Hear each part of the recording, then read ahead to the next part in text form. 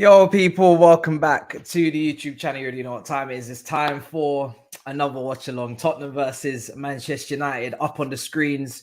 The team news is there for you to see. Big up your damn selves in the building as always. Very much looking forward to it. And I am kind of over what happened, I guess, yesterday. I mean, I'm as over as you can be. I had a big therapy session, which you haven't seen yet because for some reason YouTube wanted to mess me around, but it is coming out soon. All You Can Eat Chelsea with me, Miz, Eunice, and Bubba as well. It should have been up by now, but like I said, YouTube wanted to do a madness today, and yeah, just we managed to get the situation fixed. Technical issues with YouTube, so it will be dropping soon, but it'll either drop tonight or tomorrow morning, but it will be dropping. So yeah, that's why I'm a little bit more calm. Okay, so right, team news is on the screen. Apologies for that error there on the spelling. I was in a little bit of a rush. Let me see, as the man was moving mad. But yes, team news is on the screen as always. So let's get into it. In terms of predictions, let's get predictions running as well, and then we can settle down and talk about this game, Tottenham versus Man United. I don't really think there's much in this game, if I'm to be completely honest. I was chatting to Rance earlier about this match. I mean, him and Expressions have already lined up Bant Sports Oozing podcast for next Monday, regardless of the result today. They said they're not going to let it affect them. So I think today is a strange one. It doesn't really feel like there's a lot on the line, mainly because I personally have the same opinion. Top four's done. Regardless of what happens tonight, I feel like top four's done. I think Manchester United and Newcastle have this wrapped up. I don't think it's going to be the thriller that the broadcasters want it to be in terms of the fight for the top four. I don't think it's going to be that this season. I think both teams have got this wrapped up in terms of Newcastle and Manchester United. Tottenham, their managerial situation is just as muddled and just as messy as ours at Chelsea.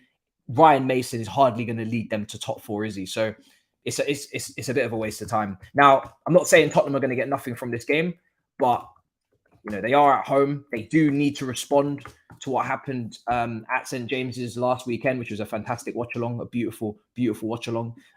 So I'm not saying that Tottenham won't respond. I'm not saying they're going to just come here and they're at home and, you know, lie down and take a beating. But regardless of what they do, I don't think it's going to really change the trajectory of the season for them. I think they're just as likely to drop points in the future games. This might be the little kickback response. Tottenham, 32 games played, 7th in the table, 53 points. Manchester United, 30 games played, 4th, 59 points, 2 games in hand and 6 points clear. There's no way, surely, Manchester United are going to let that fall off, especially when they're out of Europe now, 1 game a week until the FA Cup final against Manchester City. Those players will be trying to play for their place in that Wembley Cup final in the Manchester derby. Shouldn't really be slacking off. And like I said, 2 games in hand and a cushion. So I really don't see how they can really mess that up, to be honest. And Tottenham don't have easy fixtures to come. But we're going to get predictions going regardless, see what you guys think. We'll go through the team news there up on your screen as well. Big up for all the love in the chat.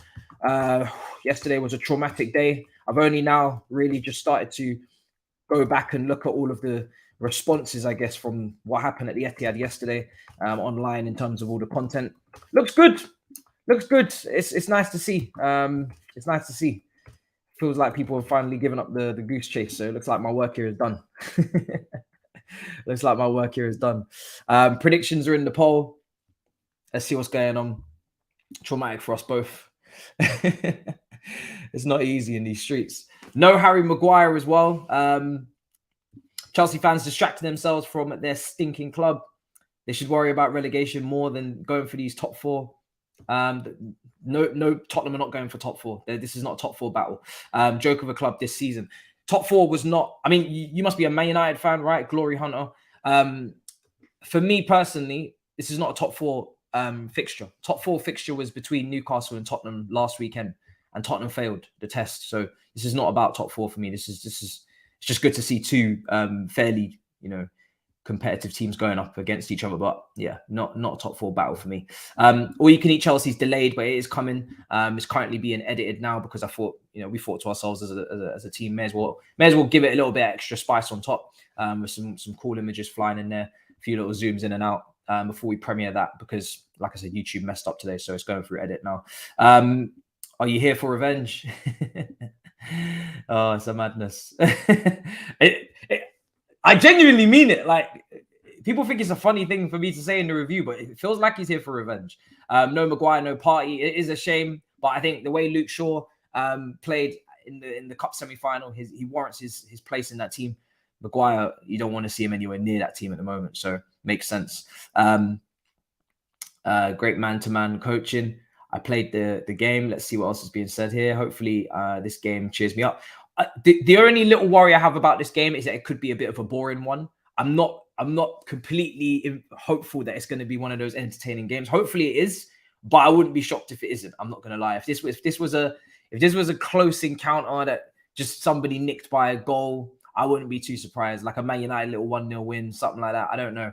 Maybe a Tottenham even, but yeah, doesn't surprise me. Doesn't surprise me at all if that was to be the case.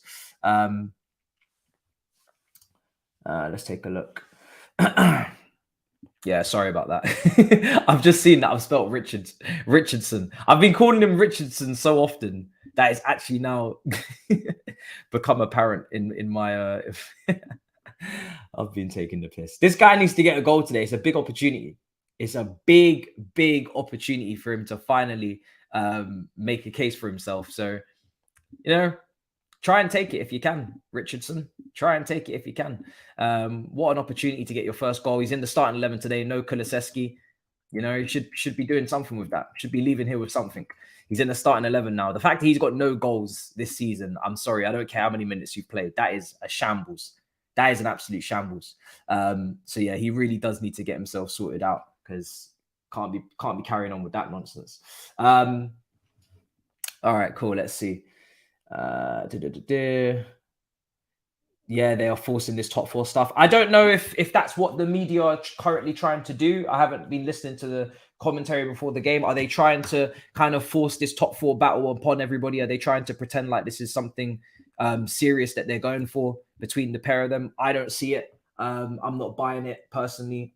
From a mile away, this is not a top four battle. I wish it.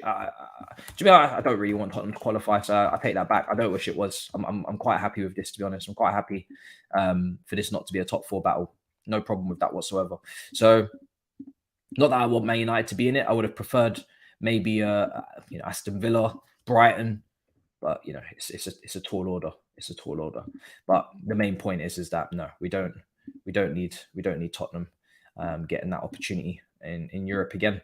And to be honest, I think Tottenham, I mean, we'll see what they're like today if they kick back, but I wouldn't be surprised if they fall down the table a little bit further, to be honest, based on what I've been watching from them in the past couple of weeks.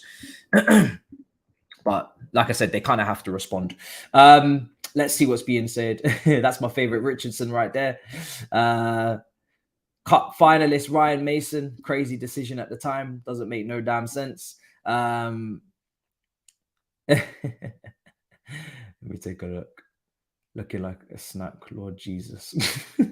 Big Six is going to be tomorrow. It's going to be tomorrow.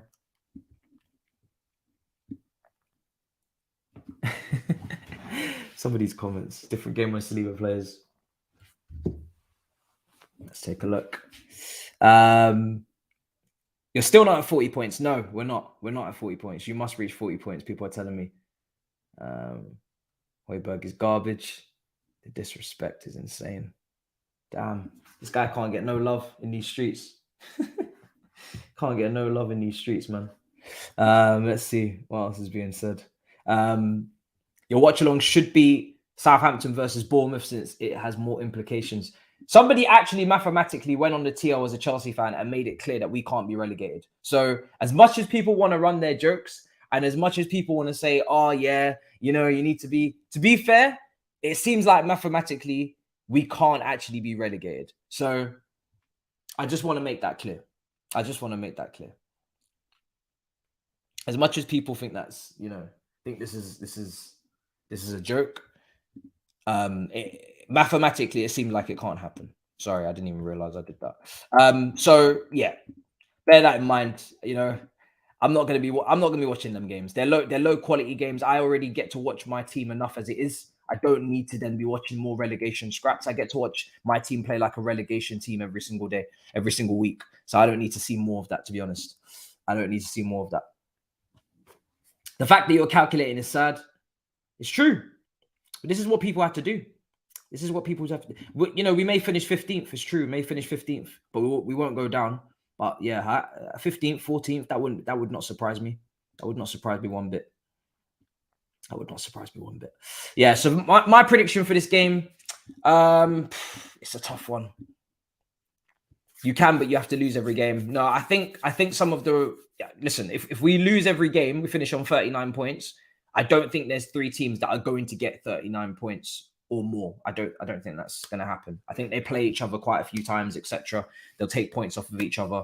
They would have to be in the best form of their whole season. It's just extremely unlikely that they're going to accumulate those kind of points at this stage when they're playing some of the league leaders as well. So I just don't think it's going to happen. But yeah, like I said, mathematically, it's extremely slim chances if it's not completely impossible.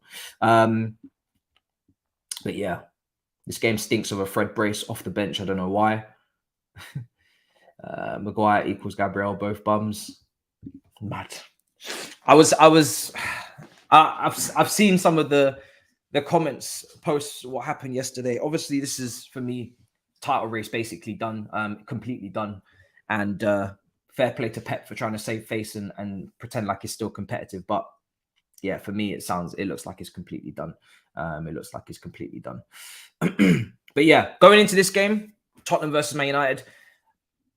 I don't know, man. I don't know. I mean, like I said, Tottenham could respond based upon what happened at St. James's Park. However, they are awful to watch. And you would assume Manchester United will be able to come here and get a result. I'm not going to lie, based on what we've seen from Man United. Even though Man United weren't pleasing on the eye against Brighton, Brighton dominated possession, but at least Man United showed that they could be defensively resilient and solid.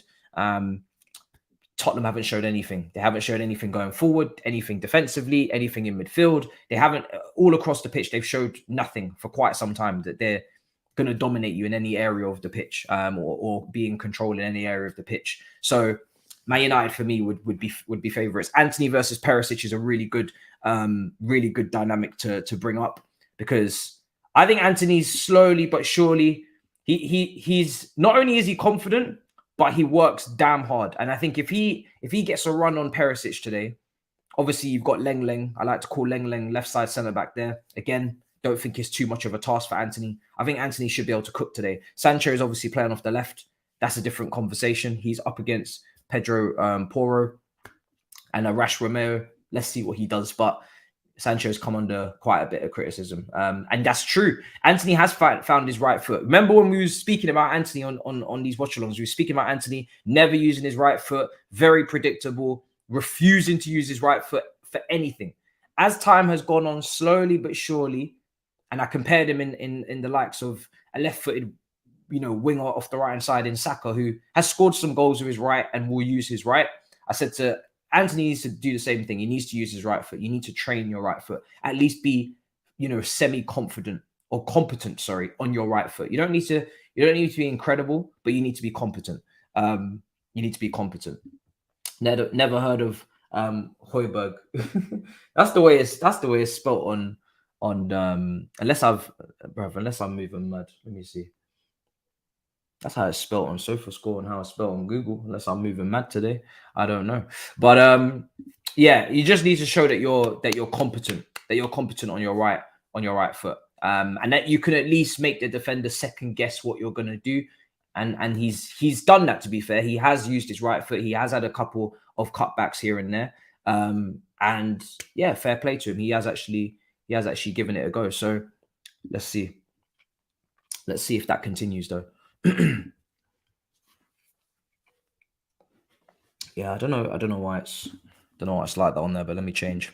Is it just me or am I bugging? If you go on any site, that's just the way it comes up. I thought it did look strange as well, but I mean, I'm looking on Google SofaScore and they got 2 J's in there. Anybody want to tell me why? Anyone want to tell me why?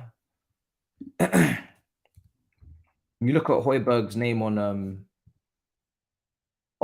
Google, on SofaScore, they got two J's. So is that the, I don't know. That's yeah, it's right. So what, bruv? What? Why are you trolling me, bruv? Is it correct? That's the Danish way. So technically, you're. That's what I thought. That's what I'm saying. It's like, oh god. Do you know what? I can't be bothered to change it. I'm not changing it again. I was correct, yeah. So yeah, okay. I'm not changing it again. I'm just gonna just leave it how it is. So it is what it is. But yeah, that's how it was spelt. I knew it. I think in English they go with one J, and on the back of the shirt is it one J on the back of the shirt? But I think in Danish they go with two J's. So I don't know. That's just the way I saw it, and that's why I wrote it like that.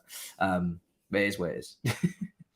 But anyway, do you think Frank is sabotaging because he was hoping to become manager again, but now he knows he's not because Poch is coming in? No, I don't think he's doing that. If I'm being completely honest. However, I don't quite understand what he's doing. I'm not going to call it sabotage in a serious way. However, it is quite ridiculous and unacceptable, the lineups he's putting out. So I don't quite understand the logic to it. Apart from the fact that he's telling us that some players are fit. But listen, I don't even want to get into it because I've got an All You Can Eat Chelsea episode dropping, and I've already kind of put that energy out there, that therapy. And when you listen to it there, you're gonna understand. You're gonna, well, you know, it's a great therapy. It really should have come out already. It's kind of annoying that it hasn't. But you know, the editor's gone through it, and he said, listen, he got lost in the conversation because it was quite therapeutic. So just when that drops, I'll you'll hear everything I had to say on all of this fitness madness that's being thrown up. Gakpo is a very good player. So spoke on Anthony, spoke on Sancho. We need to speak on Casemiro as well. I know Eriksen's in that team, former Tottenham player, but Casemiro really, really. I mean, listen, I think Manchester United are a couple of wins away from actually seriously just securing this top four and locking it off. I think it's already done just because I'm predicting that it's already done. But if you're actually locking it up properly, you come here and win away from home at Tottenham today, and you're basically locking this up with a couple more games, a couple more points, and you're basically locking this up. So I think 65 points is enough. Maybe 67, 68 points actually will probably be enough. So if Man United could string together 2-3 more wins, you know, maybe 2 wins and a draw, I think that'll probably do them. So for me, I think, you know, this is a great opportunity, and Casemiro is going to be a big part of that. He needs to pass that ball properly now. He needs to pass that ball out properly now. Against Sevilla, so many short passes were going astray. I have no idea why. I don't really understand how Casemiro's short passing can be a problem, how he can't seem to retain possession in these situations. I've seen him spray diagonals. I've seen him spray really good passes in between the lines for Brazil at the World Cup. I don't know why his short passing can go amiss and astray. Just needs to concentrate, lock back in, and you know, sort himself out a little bit. So because his pass completion is really low. It's really low on average when you compare him with other defensive midfielders in the league. We did it on Talking Tactics with James. He's one of the worst for pass completion. If you're going through the regular DMs in this league, I think only the Brentford DM has you know, lower. So yeah, for me, I'm just looking to see a solid performance from him. So yeah, like I said, the back line doesn't surprise me. Maguire doesn't come in. De Gea, is he going to try and play out from the back today? Tottenham, do they really? I mean, listen, Richarlison playing up there, he's going to maybe press. I don't know if Ryan Mason wants everybody to press from the front, or are they going to go a bit cagey off the ball and get themselves into a mid block. I don't know. We're going to see. If they are going to press, then obviously we've got to keep an eye out for De Gea as always in terms of his distribution. If they're not going to press, if they're going to give the goalkeeper time, which why would you? He looks really shaky in build up. If you are going to give him time, though, then I guess he'll have that time to select his passes a little bit better. You're telling me to chill out, but bro, I'm not wavering, bro. I'm not wavering on this situation. It's because he's not as press resistant as people say he is, and he's kind of getting found out in the Premier League. Says Mix Mitchell, mad. I think he's a great player. Don't get me wrong, he's a great player, but he does need to, in possession, do a lot better than I've seen recently. Derby's anything can happen. Love how Shaw underlapped even as a centre-back against Brighton in the cup. Could be key today. Yeah, it's true. I did see him taking up some really advanced positions in that game. I was quite surprised to see it. So be interesting to look out for that today as well. I did see him in central midfield a couple of times. There's no way you've actually done that. $350 betting on Casemiro to get a yellow card. Wait, what? Oh, you've made. Oh my God. Oh Jesus. I'm guessing these are just an accumulation of small bets constantly on Casemiro getting a yellow card. Are you happy that everything's back to normality? Are you talking about Arsenal? It's tomorrow. Yeah. It's tomorrow at 9 o'clock. Who should you want to win? Definitely United and not Tottenham. That's a rule. Don't ask that question publicly again as an Arsenal fan. If you're an Arsenal fan and you're asking me that question, that's a bad look. Even as a Chelsea fan, again, I would never ask such a question. Always Tottenham must lose. Always Tottenham must lose. That goes without saying. Juju man, are you happy now? Arsenal lost. We'll beat you soon. Bro, I've been telling you for weeks. And you've kept going in this live chat. And you kept telling me the juju's not working and, you don't know what you're doing and, Arsenal this, Arsenal that. Now here we are. Welcome to the party. Always Tottenham must lose every single day. But then again, for Toby's mental, I don't know. They don't know the rivalry. We'll teach them the rivalry because they must get to know. It's not acceptable to even be contemplating any other answer than a Tottenham defeat, as always. Let's see. And I'm not one of these people that kind of obsess over Tottenham. I don't like it when we used to sing "We Hate Tottenham" as the Liquidator was played. I don't like it when, like I said, when people try and use it against the point for Poch, when they would take a Kane, they would take a Modric, they would take a Bale. I don't think in his prime. I don't think Tottenham is that deep. They should not be that deep. They're pretty damn irrelevant in terms of their success, right? They shouldn't be causing you such discomfort in terms of taking from them or etc. Even mentioning them too many times. But when they're playing, we wish nothing but the worst, and that's just a rule of thumb. Let's see. Imagine if we still win it, brother. I wouldn't hold up any hope. But if you want to, yeah, fair enough. If you want to, but it's not gonna happen. It's not gonna happen, brother. It's not going to happen. Big Six is on Friday, guys. Friday. So let's see what the predictions are telling me actually while I've got them up on that poll. Kickoff is in. Well, I think kickoff is at 8:15. I think it is. Let me just check what channel this is on as well. I think it's on BT Sport. Because I remember BT Sport last week were advertising like crazy how they're going to be covering every single game this week. Midweek fixtures, they've got them all. 57% are going with Man United win, draw 19%, 24% for a Tottenham win. That's about right. Sounds about right. Smash up the likes as well. Let's get to 100 on the likes. Big up your damn selves every time. It's a Mazzolini. For me personally, I'm taking a look at this situation for Tottenham, and I'm trying not to laugh because it would be silly because my team is in just as much of a dire situation in terms of management, but in terms of trajectory and in terms of the future, I really can't see anything but a downward trajectory for this football club. My club is worrying me. Don't get me wrong. It's a little bit in the air. Depends on how the ownership move, what they do in the summer. But Tottenham, is there anybody in this chat that sees good things coming Tottenham's way next season or in future seasons? I've never been able to hedge my bets as firmly as I am right now on the downward trajectory of this football club. I don't know what there is going for them to be excited. There's no young players coming through. There's no manager situation resolved. There's no money. At least there's not a vast amount of money coming in anytime soon in terms of change of ownership, in terms of transfer spend. Your best players in Harry Kane and Son over the years are reaching their peak. Where will Kane go in the summer? I'm interested to see. I I can't find anything to, you know, if I was to talk to Tottenham fans and tell them, oh yeah, this is what you can look forward to, apart from the concerts, the Beyonce performances, apart from, you know, the F1 track, which I'll definitely be trying out. There's not really anything tangible there. There's nothing there. It's crazy. It's absolutely crazy. Where do people think Kane is going to be going as well in the summer? A lot of people tell me Manchester United. Actually, I'm going to read out these quotes from Harry Redknapp, which I found quite alarming. And really just, I'm never going to actually believe that it's even a possibility. However, it's nice to play make-believe, especially in a season that I'm having right now. I need all the jokes that I can get. Let me take a look.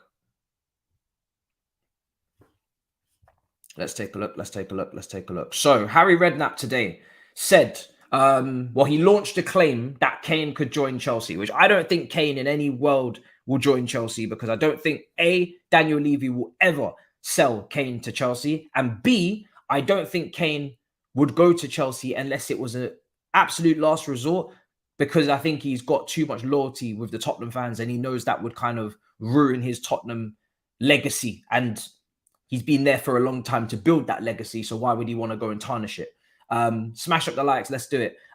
So this is the quote from Harry Redknapp, right?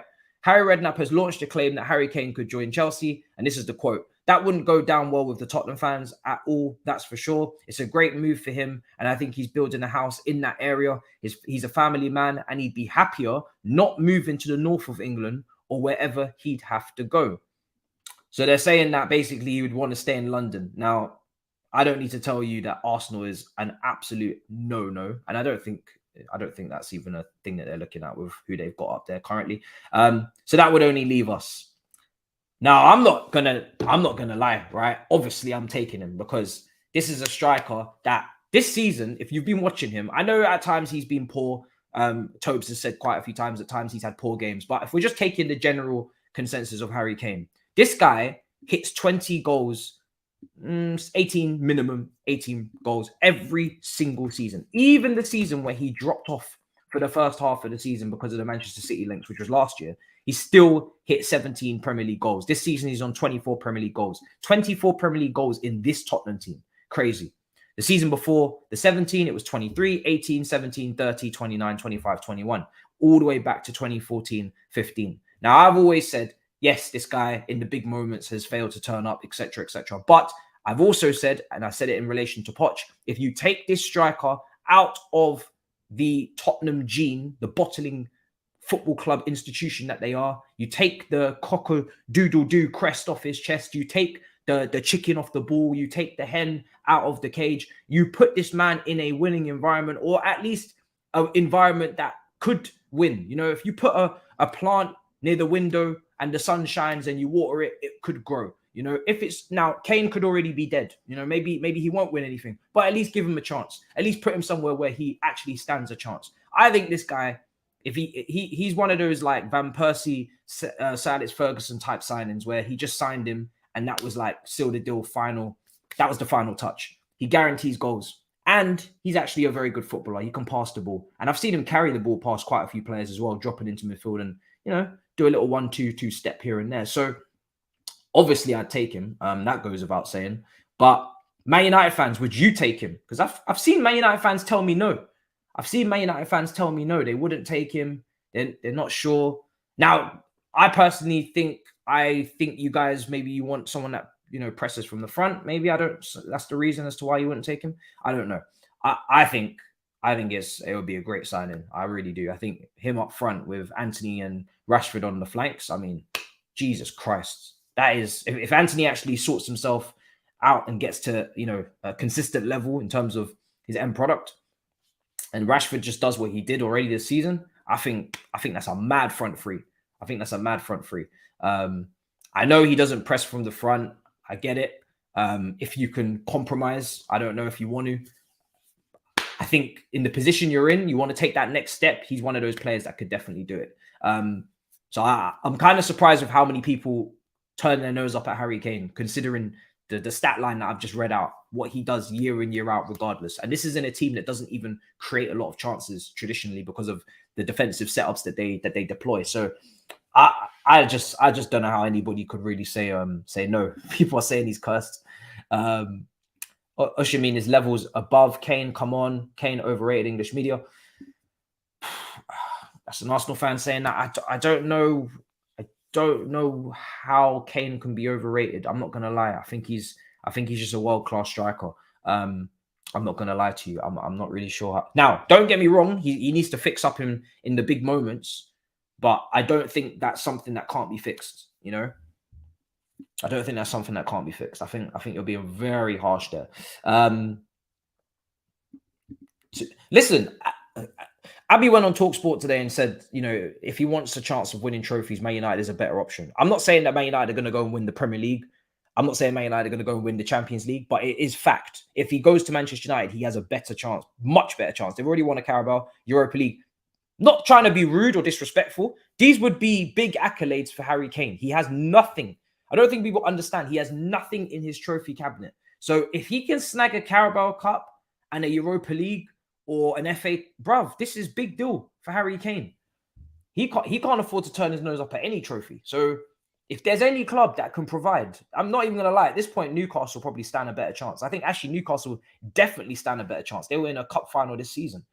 Maybe if they didn't sign Isak, I would link him there, but they just got Isak. They don't need to go and spend that kind of money on Harry Kane. I think Man United are the kind of clear and obvious option. Because we've seen Berbatov go to Man United. It's not that deep in comparison to a London rival. It's not that deep. He scores 20 goals every single season. You know, like I said, 18 to 20, 5. He had that one season where he did a 29. If he was in that City team with the chances they create, Harry Kane would be banging in the numbers. I'm not sure how many goals he'd score. I'm not going to say he'd even score more than Haaland, because I think Haaland, with that pace, kind of just gives himself another bow to his arrow in terms of playing up against high lines. But best believe if Harry Kane was in that City team, he's bagging minimum for me 30 goals in the Premier League campaign. And he might even be knocking on the door for the record as well. I think he'd come very close, and it would be very nip and tuck. If he was at Manchester City, he'd be absolutely banging in the goals. And the thing is, he can create for others. That's what's so critical. Correction, he doesn't have a trophy cabinet. Mad.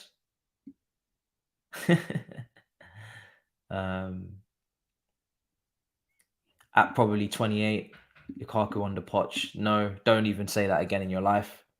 Arrow to his bow. Sorry, yeah. Bow to his arrow. But yeah, I don't know, man. I just think people would be crazy to turn their nose up at him. I really do. How old is Harry Kane? Is he 29? He's 29. He's going to be 30 in July. Lewandowski went to Barcelona at age 34.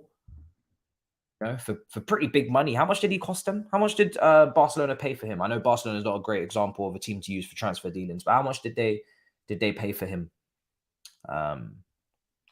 He had an absolute shocker, I think. Was it last game? Can't remember. 18 goals so far this season in La Liga, 27 matches. 5 goals in 5 in the Champions League, even though they got knocked out in the group. These guys just bang goals, man. That's what they do. These guys just bang goals. We overpaid for Lover, 50 million, 40. And he's, to be fair, 34 years old, to be paying that much is quite a lot. Doesn't show up when it matters. Yeah, but Tottenham as an institution don't show up when it matters. Do you see what I'm saying? Tottenham don't show up when it matters. Just full stop. Forget the individuals. They just don't show up. They've never shown up. They didn't show up when it mattered with Luka Modric. They didn't show up when it mattered with Gareth Bale. They didn't show up when it mattered with any of these people. But they've all left that club and gone on to have incredible success. Imagine if we deployed the same logic with Modric when he was at Tottenham.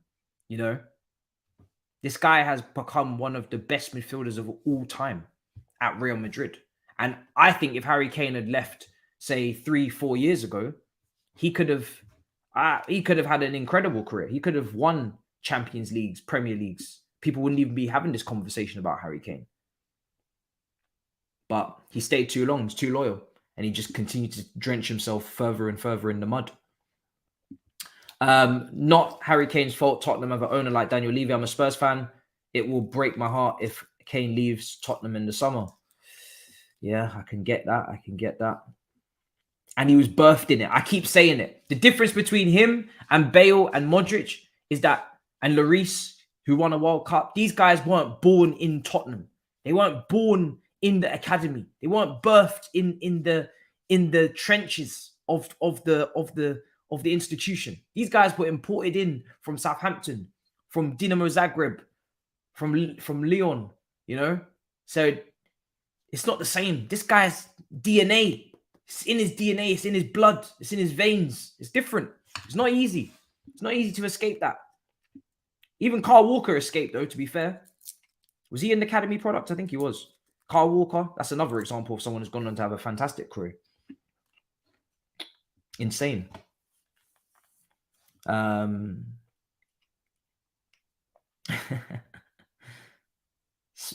exactly, England are the Spurs of international football. It's like a double whammy. It's like a double whammy. This guy got the worst parents. This guy got Tottenham and he got Manchester United. Sorry, he got Tottenham and he got England. Tottenham and England as his parents. Imagine.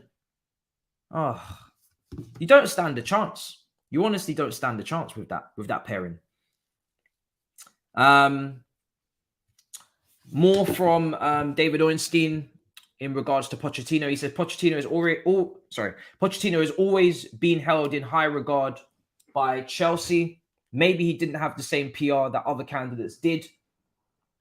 That were all over the media. There's been reports of a third unnamed candidate, but that's Chelsea's prerogative if they want to let that person be known. Why are we letting anybody be known in the first place? That's what I don't understand. I've said this before.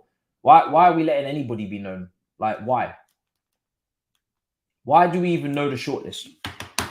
Why? We don't need to know that. Why do we need to know the shortlist? Way too transparent.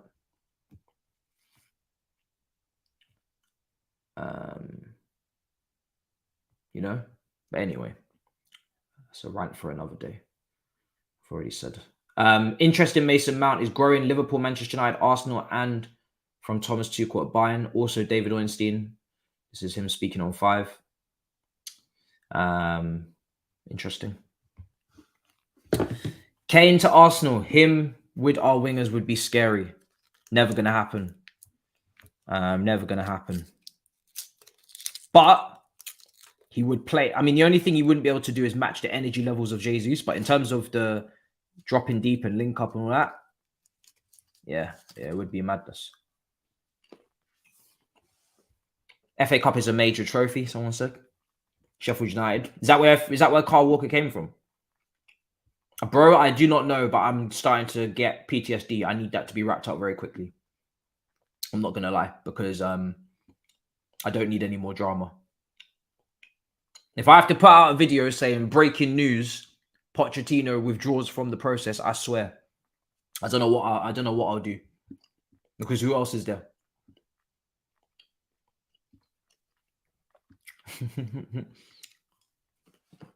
Could say that for 90% of Cobham graduates. Can't remember what I even said.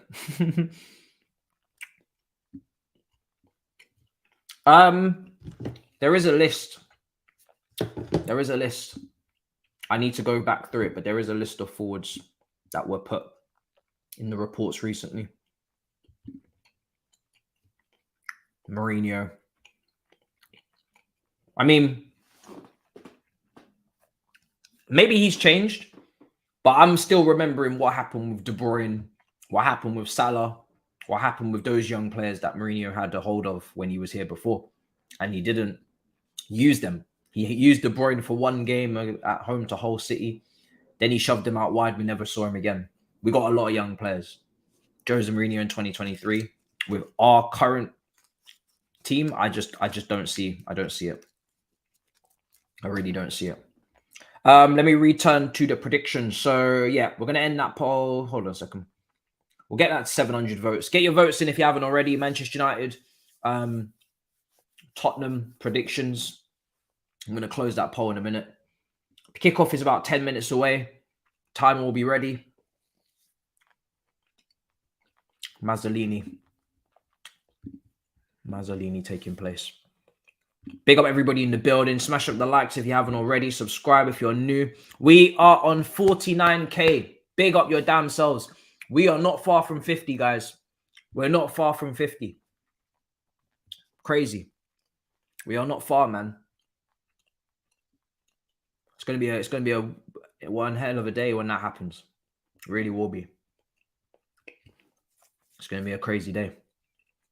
We're not far, man. It's been a mad start to the year.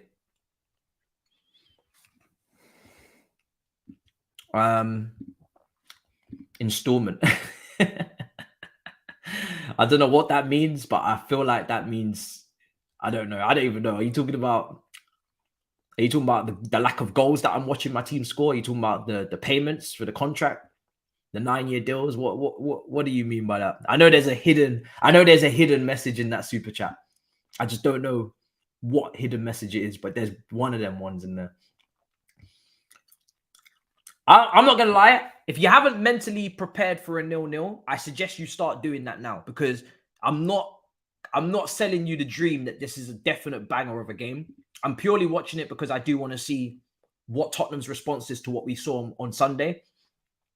That's one of the things I do want to see, and what Ryan Mason does in his first game back. And it's two fairly biggish teams.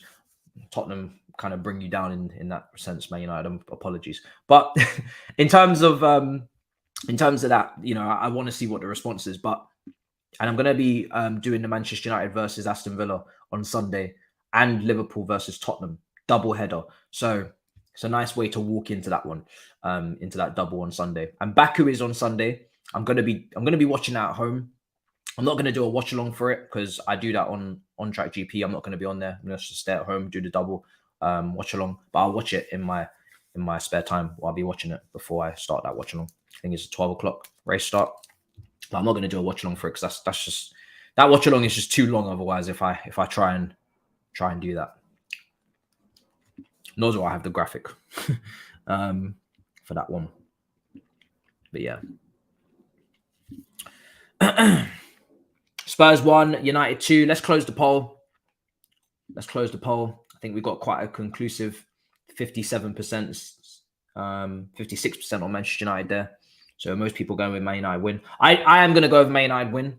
I'm going to go with a 2-1 Manchester United win. That feels like a good way to go. Let's see. You think the game will be good? Hopefully. I just want goals. Like I said, I don't think this has any bearing on the top 4 race. I just want to see goals.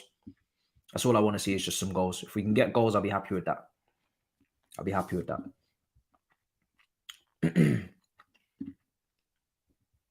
So let's see what else is being said here.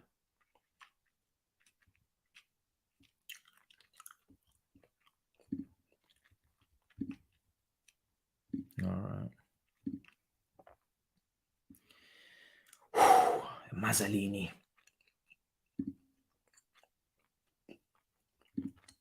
All right. Let me just see if there's any other news that I've missed out on as well that we haven't spoken about today. Feels like it's been pretty quiet day. Doesn't feel like the same kind of noise that I hear, in the streets. It just feels a bit quiet. I don't know if something happened last night where it stopped a certain noise, certain crowd from speaking loudly, but it seems to be a little bit quiet today. I don't know what's going on. It seems a bit quiet. You don't think so?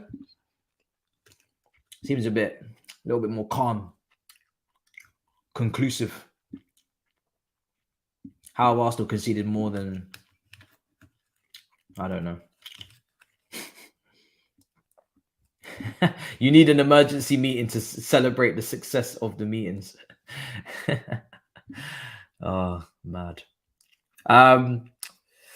Oh, I've seen Gabriel. I love this club. I love this squad. I feel at home, and this is where I want to win and achieve my goals. We will not give up. We will fight and honor the Arsenal shirt until the end. It's from Gabriel. Just a quote. James Carragher. I thought that was Jamie Carragher. I just read. Don't know if this is. Oh, it's his son. Of course it is. Yeah.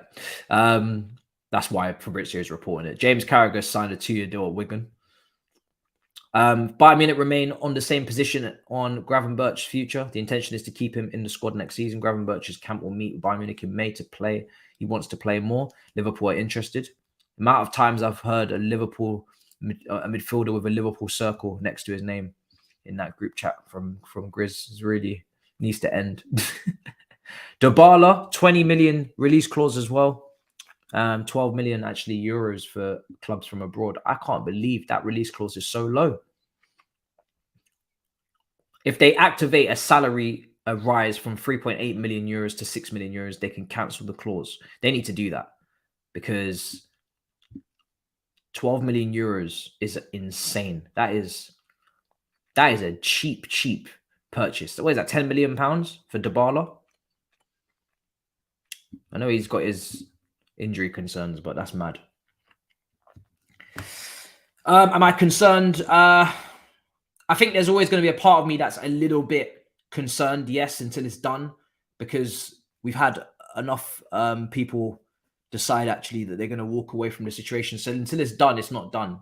So I just need it confirmed. Yeah, I just need it confirmed. I think Dybala is about 28, 30. Some people are saying 30.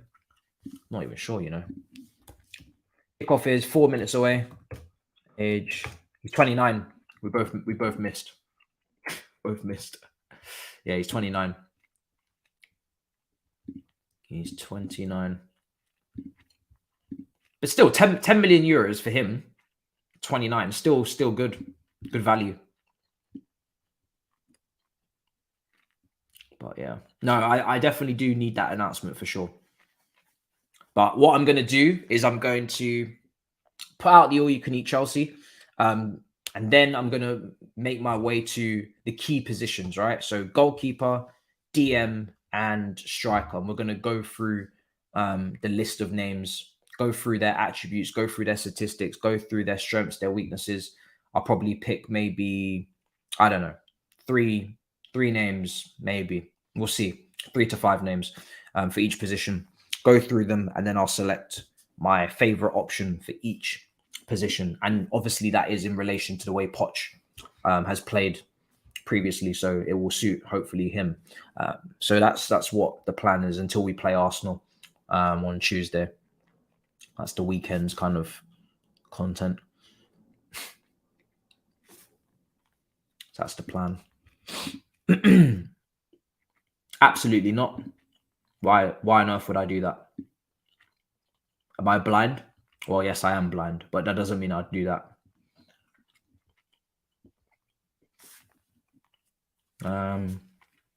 Let's see. All right. Everton looking like the better team. Sorry, what are the other games on at the moment? Let me take a look because I'm clearly oblivious. Everton 0, Newcastle 0, 27 minutes gone. Southampton 0, Bournemouth 0, 28 minutes gone. So this is obviously the late kickoff out of the 3. I'm sure Newcastle will sort themselves out. Because Ten Hag is finally decided that he's had enough. He's had enough of Harry Maguire. That's what he's decided. And to be honest, I'm happy for him. I'm happy that he's finally come to that conclusion because it was starting to get concerning. It was starting to get very, very concerning. How many more times? It's like De Gea. If De Gea signs a new contract at Manchester United and he's the starting goalkeeper next season, Ten Hag has got to take responsibility for that because you've got to put your foot down like you did with Ronaldo. It's not the same situation, but I'm just talking about in terms of knowing what you need to play your way if you want to change your style next season. And if you're going to implement that, you need to put your foot down. If you had a director alongside you, of course, it'd be a lot easier to communicate with that with the board. But you've got to be very stubborn, like a Pep was with Joe Hart. As soon as Pep came into the club, Joe Hart was out. A lot of people would have said that's harsh. Golden Glove winner, Premier League winner, multiple times. But he said, no, I'm not playing games. You are not going to be able to play out from the back. I'm not even going to waste my time trying to teach you. He did get it wrong with the Bravo signing, but he then rectified that immediately because obviously they don't take no time over. They have no time to waste. So yeah, for me, Ten Hag has to be very, very serious about that goalkeeper situation. And I'm not doing what Saeed told me about the whole, De Gea can be second choice. No, you lot need to find a way to get rid of De Gea. He's on way too much money to be second choice. That is not might be financially viable for you guys because you got a lot of revenue, but it's not financially very clever to have De Gea as your second choice. So you need to get rid of him. If I was supporting you lot and I was giving my opinion, I'd be saying you need to sell him immediately. No, maybe no second choice competition. No, just sell him. Sell him and replace him properly. And that's that. Simple as that. You don't see Man City rotating goalkeepers for good reason because Ederson just starts, period. So that's what you, man, need to do. Anthony Taylor's refereeing this game, which means we might actually get some drama. I didn't actually see this from Fabrizio Radnick today. Well, it's come out today. He said to Sky Sports Germany, if Tottenham really want Nagelsmann, it'd be important to have a sporting director there to support him. This is not a club where they expect you to be top immediately. So it could be very, very exciting story. Sounds like as if he's trying to line up a move. That would make sense to just pair them two up together. They've worked with each other before. So he's trying to get himself a job. And apparently Ragnick has advised Nagelsmann to join Tottenham. Tottenham are an exciting club in many ways. They've one of the best stadiums in the world. They have one of the best training facilities, and Daniel Levy, who wants to run the club for many, many years. Wow. Maybe that will happen. Game's kicked off.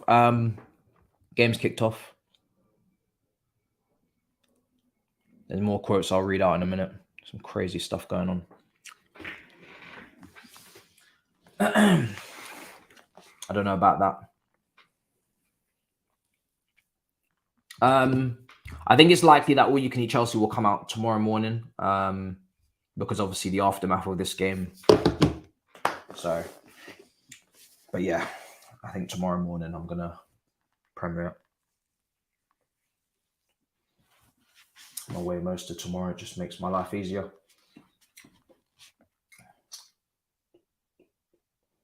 It's a great episode, by the way. Really great episode of All You Can Eat Chelsea. Brilliant episode. Here are Manchester United here. Casemiro to Eriksen. Back to Luke Shaw. Now Wan-Bissaka. Playing it down the line to Anthony right now.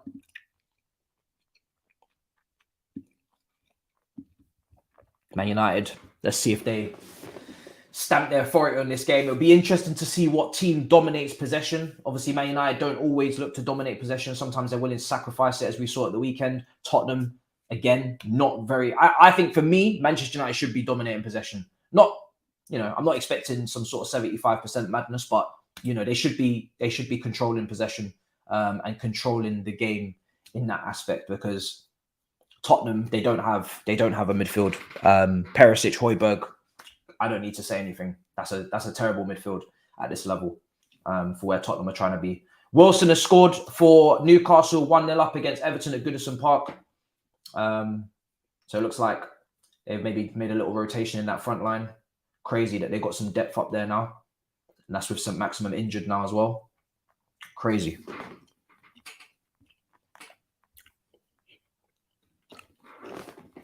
Or you can starve Chelsea. We just call it all you cannot eat. That's what I've got it down as at the moment. Rashford's offside. That's what I've got it down as at the moment. All you cannot eat. Is there a worse team to watch than Spurs? I want to see goals or fights. Anthony Taylor's here. So we might get some drama. Anthony Taylor's in the building. Do not count this man out. He's always got something. He's always got something up his sleeve.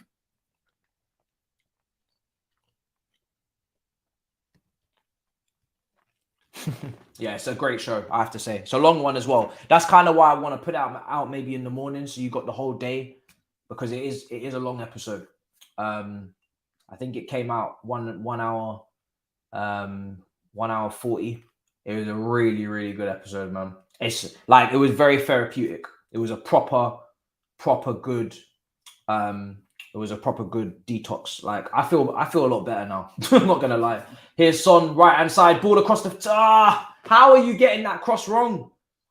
That's a great opportunity for Tottenham, man. If he just gets that ball, if that's Harry Kane, and this is why I talk about chance creation, and this is where Son can sometimes let you down with his gameplay outside of shooting from range and, you know, 1v1s. If that's Harry Kane, he's putting that ball into the box perfectly.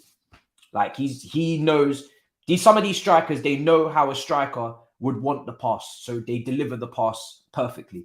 Even Drogba could cross. If Chelsea fans remember, some of the crosses he used to put in, side foot, just used to whip them in lovely.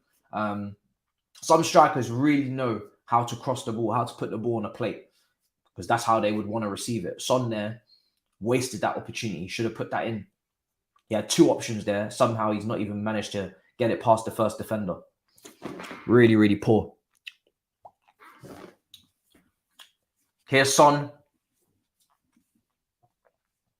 Like, in that instance, you'd actually prefer Kane in that position and just put Son in the box to finish, because even though Kane's a better finisher, this guy just cannot be messing up a pass like that. Tottenham pressing really high up. Man United get out of it with Eriksen. Oh, they've given it away. Son again.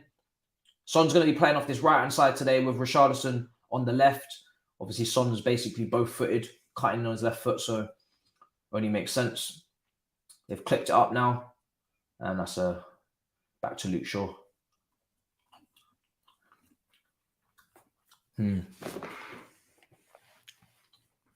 Leeds have been poor under Garcia lately, and that guy won't use players like Nononto.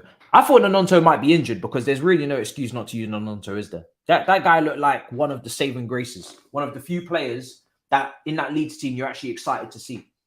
And you have a couple of others in Somerville and somebody else as well. But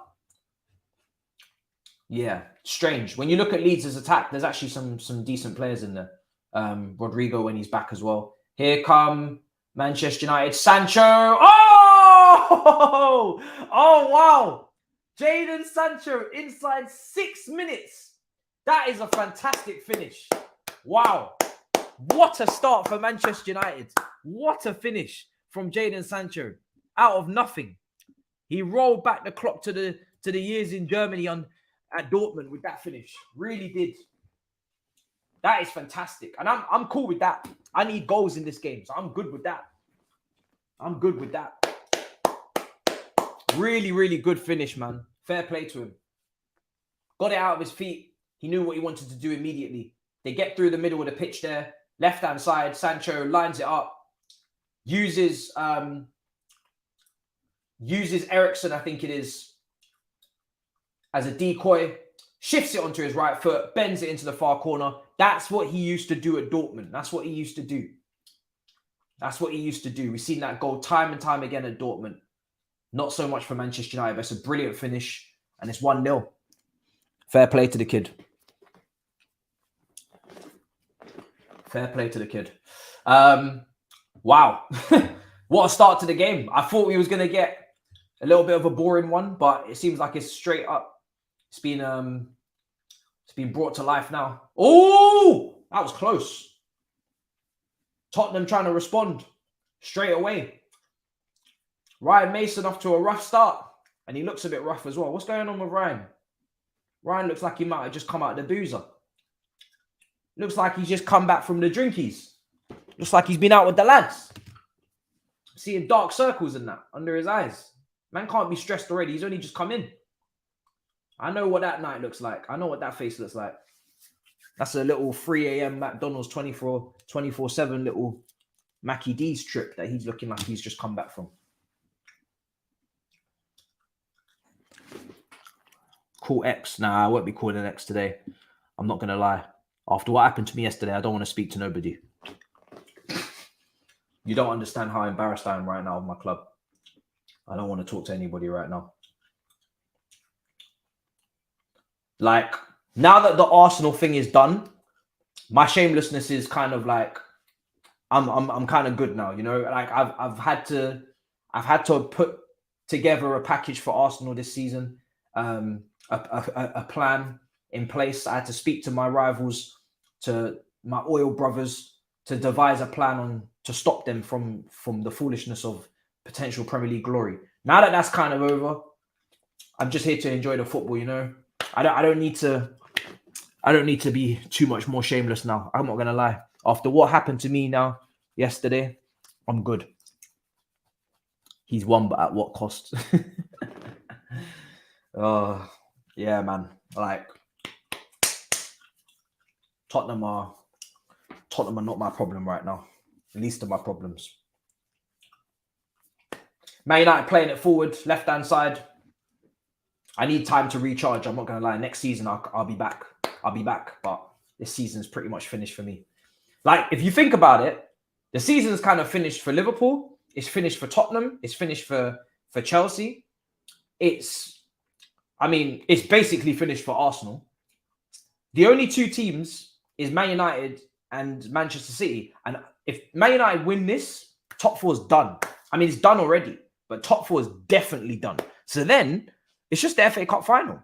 And Man United and Man City's kind of Champions League situation with Real Madrid. The season is done for basically everybody. It's mad. Season's done for everyone. If this finishes like this and they win, I mean, I think it's done anyway. But like I said, if they win this, it's really done. And then it's like, what? We're just watching Europa League battle, Conference League, who gets what? Everybody's season's done. It's crazy.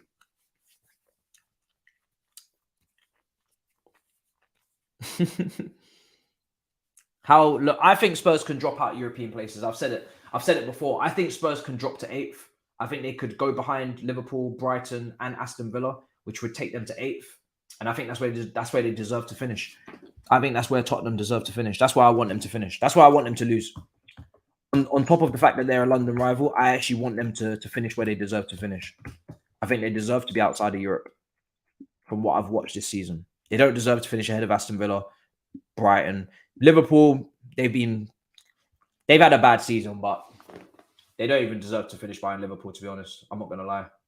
They don't even deserve to finish ahead of Liverpool. I think Tottenham have been awful. Really, really bad. Yeah, Villa. Villa are ahead of them now. Villa can get a Europa League spot. I don't think they'll get Champions League. They got 2 games played more than Man United, and they're currently 8 points behind them. If Man United win this, and Man United will have a game in hand, so it could be 11 points. So for me, and Villa do have some tricky games. Villa won't get top 4, but they can definitely get 5th. They can definitely get 5th. Man United got a free kick from distance. Top 4 will be done. Top 4 will be done. Brighton won't get top 4. Liverpool won't get top 4. It's wraps. As much as the media companies will try and, build it up, be something, trust me, it's wraps. It's wraps.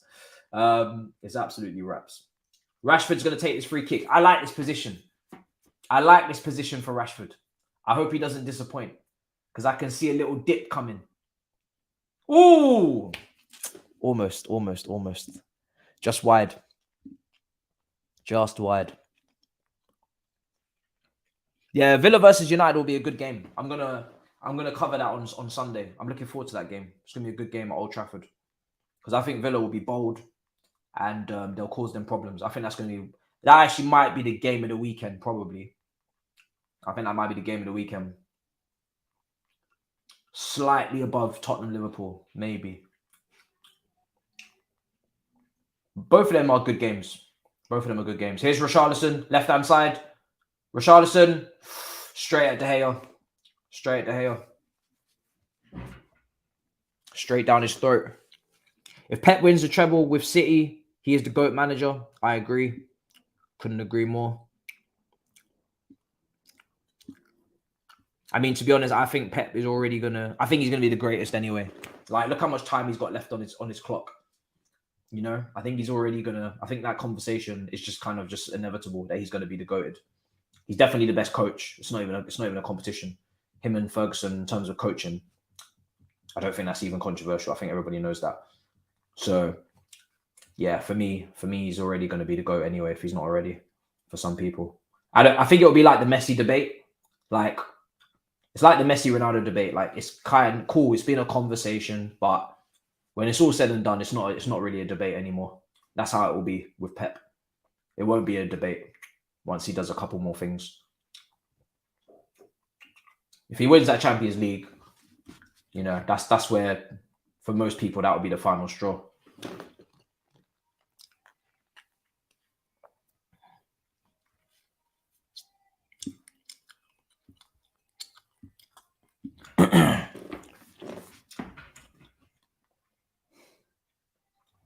Like, what Ferguson did will never be done again, but Pep's changed football. So, you know, both of them get a lot of respect, but they've both done completely different things. What Ferguson done can't be replicated, can't even be taught, whereas what Pep's done can be taught.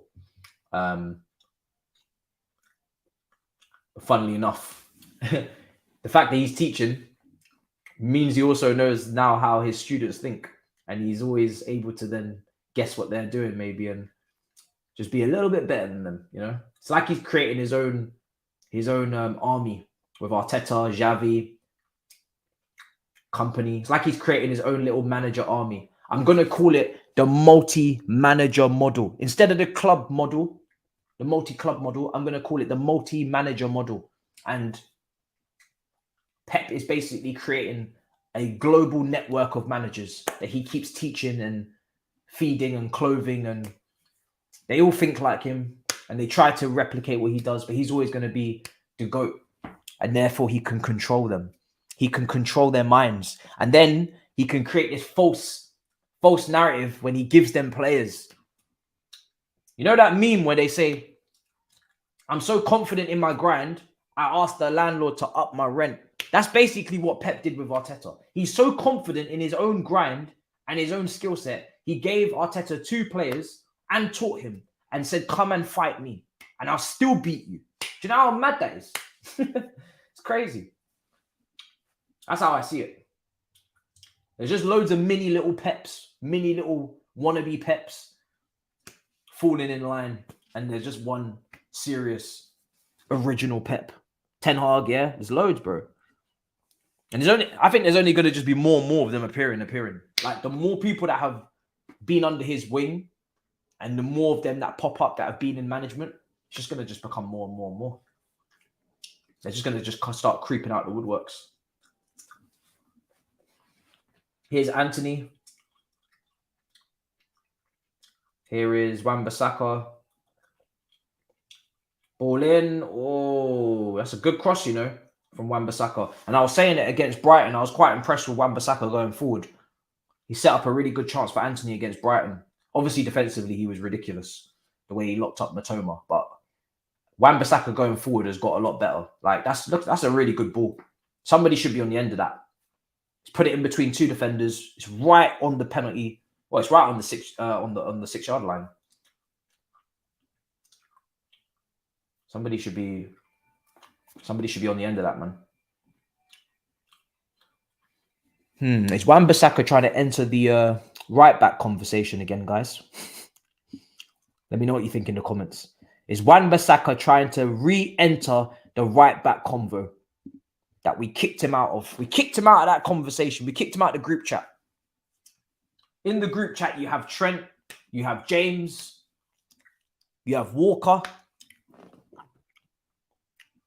And then Wan-Bissaka got removed. And then now he's trying to get back in the convo. It's kind of crazy, you know. The turnaround's been crazy. I have to give a lot of credit to him and Ten Hag. Because I'm not going to lie, I thought he was like finished at Man United. Absolutely finished. Because the way he was playing was proper crazy. Proper playing against them. Well, James, I'm always going to side with James, right? But obviously James had a bad season in terms of injuries and he's not played to his level. Everton have equalised against Newcastle. Sancho could have had a second. Sancho! Oh, it's headed off the line. It's headed off the line. Sancho almost had a second for Man United. Wow. What did I predict? Starting to worry. I'm not talking about what did I predict on here. I'm talking about Big Six. Oh, thank God I went with a 3-1 Man United win. Thank God. I think everybody went with a Man United win, apart from Thabz. It's offside. It's not going to count. Okay. I'm so angry with myself that I went with a Chelsea win against Brentford. I could have just, I should really just keep predicting defeats because that's what we're doing. We just keep losing. I actually tried to instill some positive energy. Like, when am I going to stop doing that? Just give up. I get wasting critical points here. Because every time we do predictions for Chelsea on Big Six, everybody always goes with a win. And I need to be the reality check that just says, no, we're going to lose. I don't know why I'm sacrificing these points. Could have caught up on some people, man. Why? I don't, bro. I was just in a good mood. Sometimes I'm not thinking logically, I was just in a good mood that day because it was the day where I think, like, I found out that Poch was going to be the favorite, and I was just in a good mood because I was like, we're finally getting to the end of this manager thing. So I just tried to keep that positivity going. How stupid am I? Oh, play it. Oh my God, what a waste. Pedro Porro, man. This guy, what a waste, bro. Pedro Porno, bro. This guy.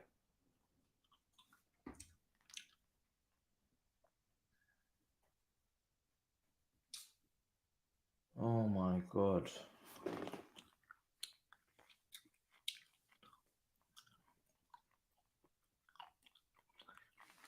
This guy, bro. I have no words for that. Like, Son was making a good run, making a really good run, and then for some reason he just decided he was going to ignore him. I'm not cheering for them. I'm just kind of just like, I want goals, but stupid play. Why Poch is not announced yet with Nagelsmann? Everything was confirmed, and then a shock with Poch. It's been a week. How many more interviews? I don't know, bro. I don't know. I think apparently we could expect an announcement early next week. So hopefully Monday morning we're gonna get what we're looking for, bro. Hopefully. I think it is done, but I get people's worries because we do just need to get the announcement. But I do think it's done already.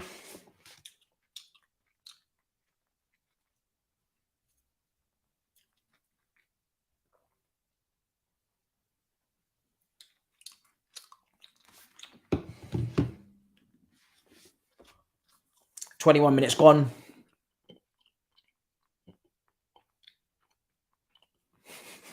Man said, "How'd you let this scrub shag your girl?" Oh, Lord Jesus. De Gea just gonna surely clear that. Oh, he's going for the pass. It was actually a good pass. Oh, this is actually good. Oh, lovely move from Manchester United. Oh, come on. I want this to result in a goal. Sancho, Eriksen. I think they've messed this up. And there's, what is this on the pitch? Balloons. I don't know what's going on. Why are there balloons on the pitch? I don't know what's going on. That would have been a great goal, man. Say Sancho just chopped it in and stuck it in the corner. Would have been a very, very good goal. Really good team move there on the crowd. That's how I want my team to counter-attack. Yeah, I want Man United to beat Tottenham, yeah. Is Mason better than Lamps? Hate it here. What kind of question is that? Oh, it's birds. I think they're balloons, bro, not birds. Oh, for Levy. What is it, a protest? Yeah, let's get to 200 likes. We're not far. Oh, we just hit it. We just hit it. That's going to be, I think, a corner. Oh, okay. It's balloons, yeah. And they got the chance. Fair enough. Levy out chance. Here's Anthony. Yeah, blocked by Romero. Corner for Tottenham. Corner.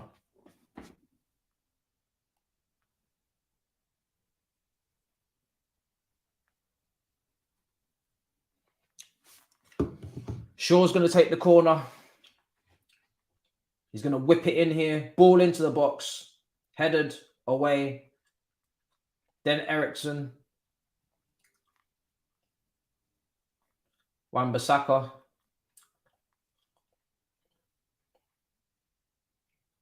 Eriksen.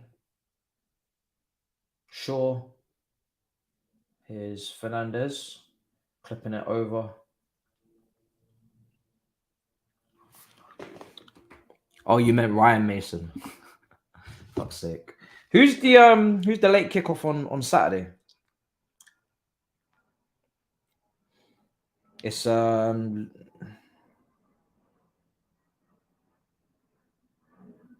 there is no late kickoff. There is no late kickoff. Oh, what a save! What a save!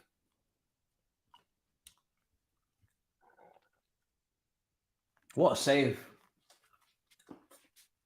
Really good play again from Man United. Fernandes taking that shot left foot. Man United are playing well. Playing really well.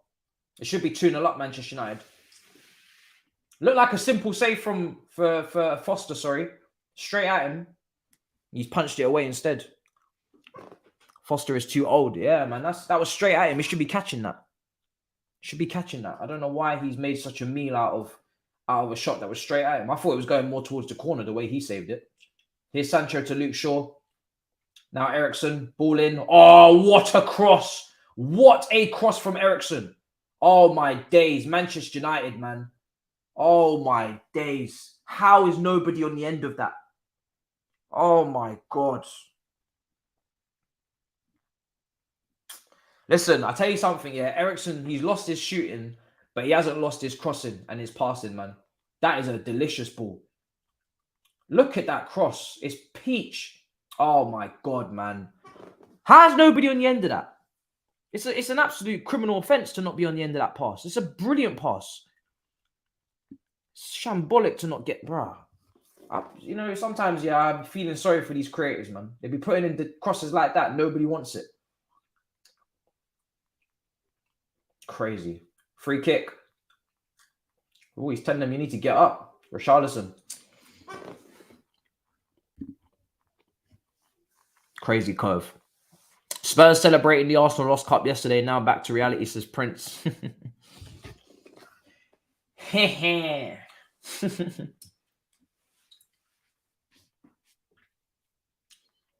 is life.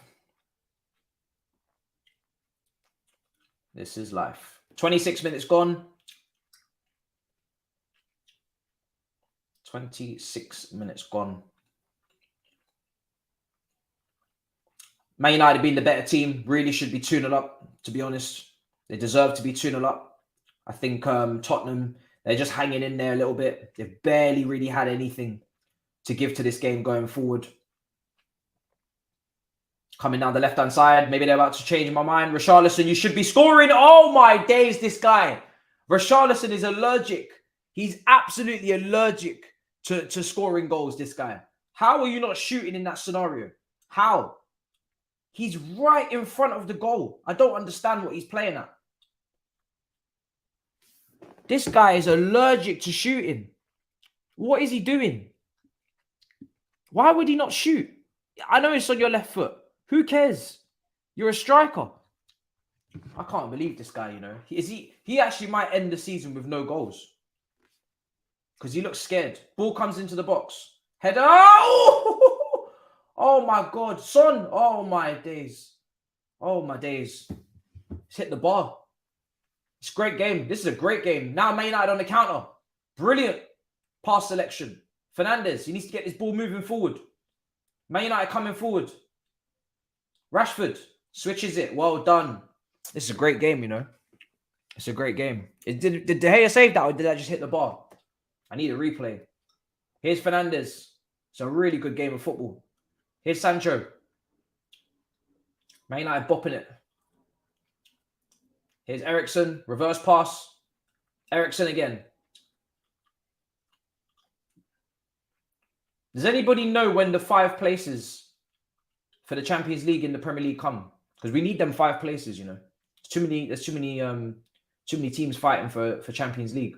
I think it's in 24-25, is it? That the 5th Champions League spot comes for coefficient points. Let me know in the chat. Here's Sancho. Oh, he's light with the pass. He's light with the pass. Leng is so shit, bro. Leng's crap. Next year. Next season or the season after? Next season? Oh, good. If it's next season, then... Because I'm not going to lie, we all need it. I'm not trying to dig anybody out. We all need it, man. We all need that 5 spot, because them 5 spots. We all need them spots because it's too mad. It's too mad out here. It's too mad out here, man. We all need them spots.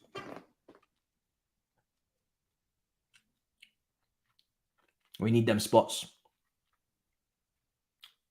Got a big problem in this league, you know. It's mad. There's a big problem in this league.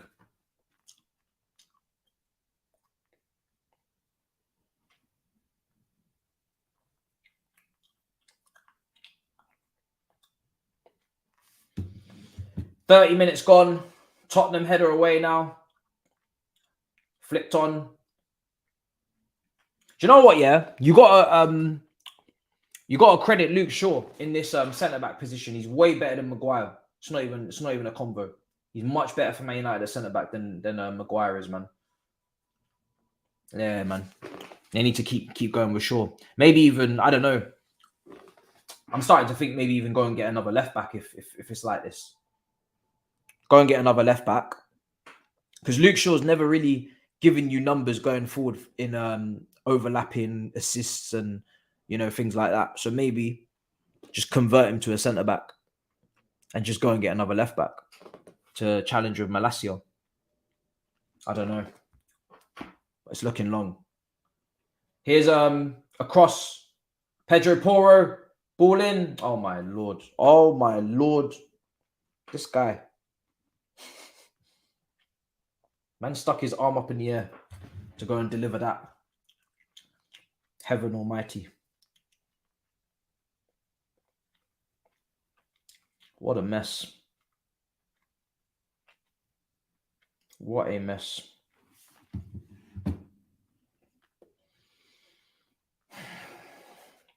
De Gea clears. Headed away. Left side now. Here's Sancho. Sancho looks to link up with Rashford. Back to Sancho again. Really good play. Looks very fluid for United today.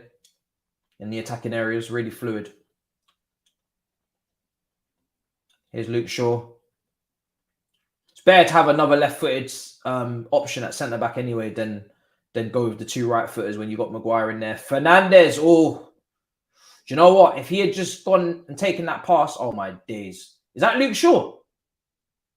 Nah, the way Luke Shaw is moving a bit mad. His, do you know what, yeah? Man United playing well, man. Man United playing well.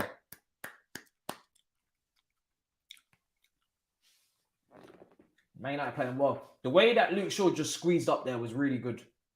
Squeezed up very, very well. Won the ball back. High up the pitch. Obviously, Luke Shaw, in terms of, I think someone said in terms of ball progression, obviously he's not going to be a Martinez. But I'm just saying as like a secondary option. It's better than Maguire. Because you're not gonna double up on the same level in for one position. You're gonna have somebody that's naturally the backup guy. But he's better to have than Maguire. Goes without saying.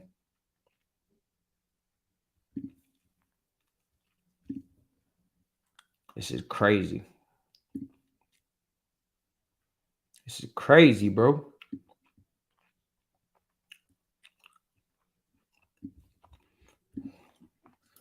Mad. Absolutely mad.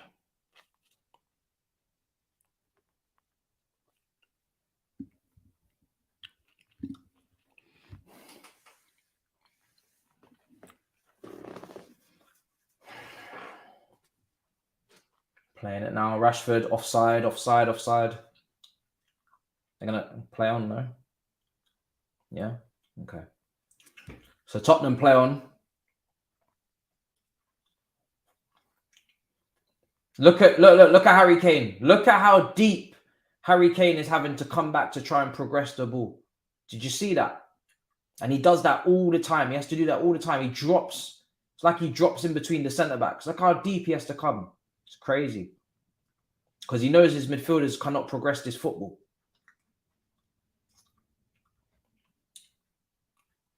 Here's Son.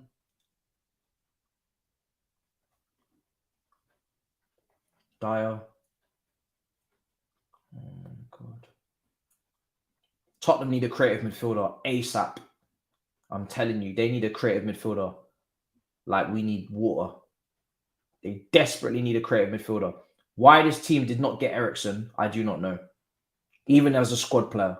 Say you don't want to start him because you got certain levels of intensity you want to play out, cool. But to bring off the bench would have been a trump card. And I'm sure he would have gone back there as well. Because he would have been staying in London because he's in Brentford anyway. So it's mad. It's mad from Tottenham that they didn't bring back Eriksen. Absolutely mad. Don't make no sense. I thought that was one of the most predictable transfers of all time. Only issue was Conte. Because you don't like them type of player.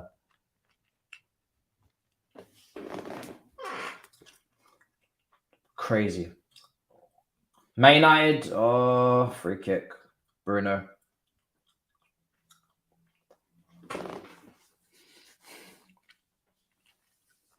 Bro.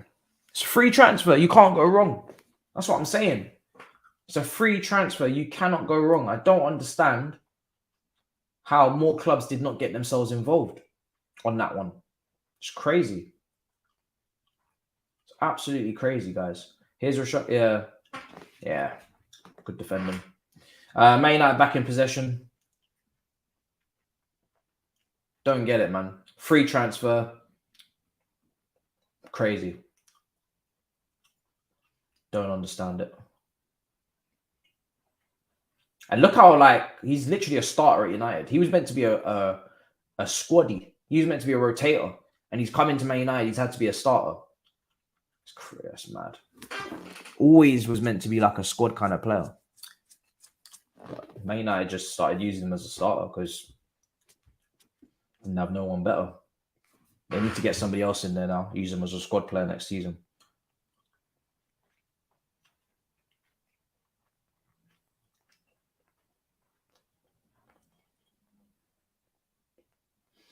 Man United just keep in possession. No drama.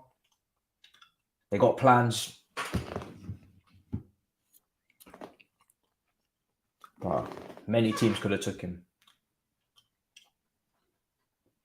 Clipped. Nah. Over here. Or Richarlison's going to try and get there. And Shaw cleans up. That's what I'm saying, man. Son. Oh, first touch from Kane is not good enough.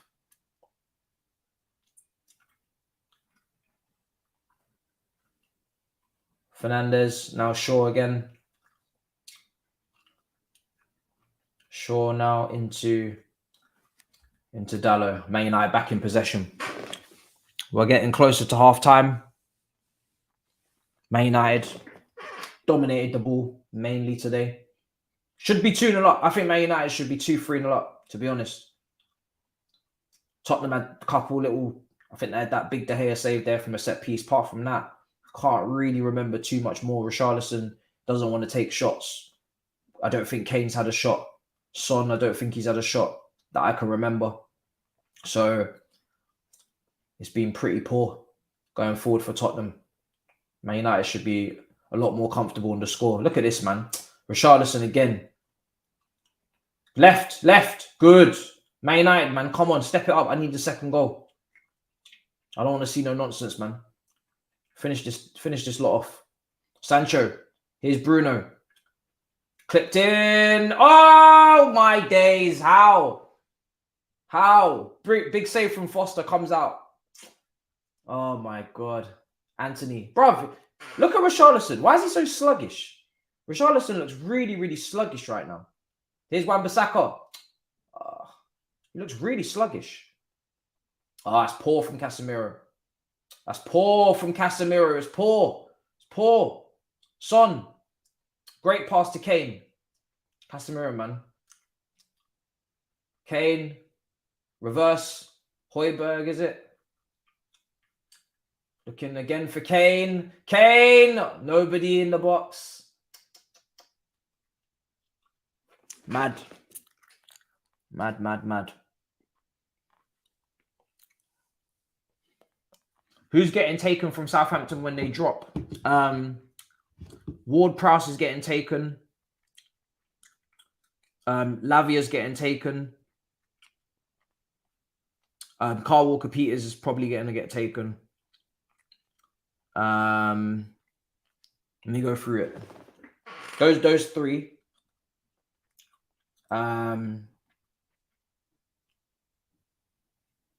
Yeah. I'll say them three. I don't know who else everybody else has got.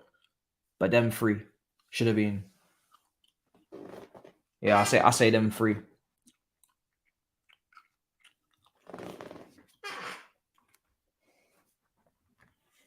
Big ball up top. Headed away by Lindelof. Come on, man. Step it up, United, man. I want to see a second goal. Here's Anthony. Good. Well done, Anthony. Well done, Ericsson. Finish that. Oh, Foster again with the save. This should be like 3-0. Here's Fernandez. Referee, you gotta stop that one. Man United are walking on them. The reason why I didn't bring up Livramento is because he's been injured for so long that he hasn't really built up his stocks to get a move. Because no one knows what they're getting with him after that injury. So he might have to just hold that championship for a season. Because he ain't really played that much senior football, to be honest, anyway. So I didn't really bring him up. Salisu. You think, yeah, you think the centre backs? Oh, Bella Ketchup. Yeah. Bella Ketchup. Yeah, Bella Ketchup might be out as well. Ericsson's got a free kick. Ericsson's going to take it instead of Rashford.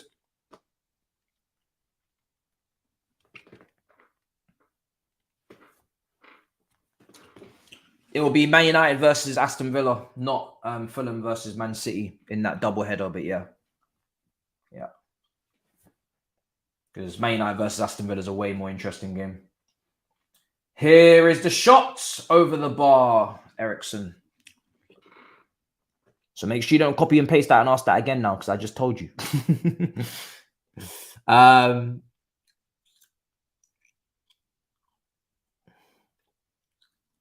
Yeah, he probably is not the same player anymore, bro. It's probably going to take a whole season to come back, so he probably should just stay in Championship. Phil Walcott ain't getting a move. He ain't getting a move. 3 minutes till half time. I don't know what Richarlison's doing on this pitch today.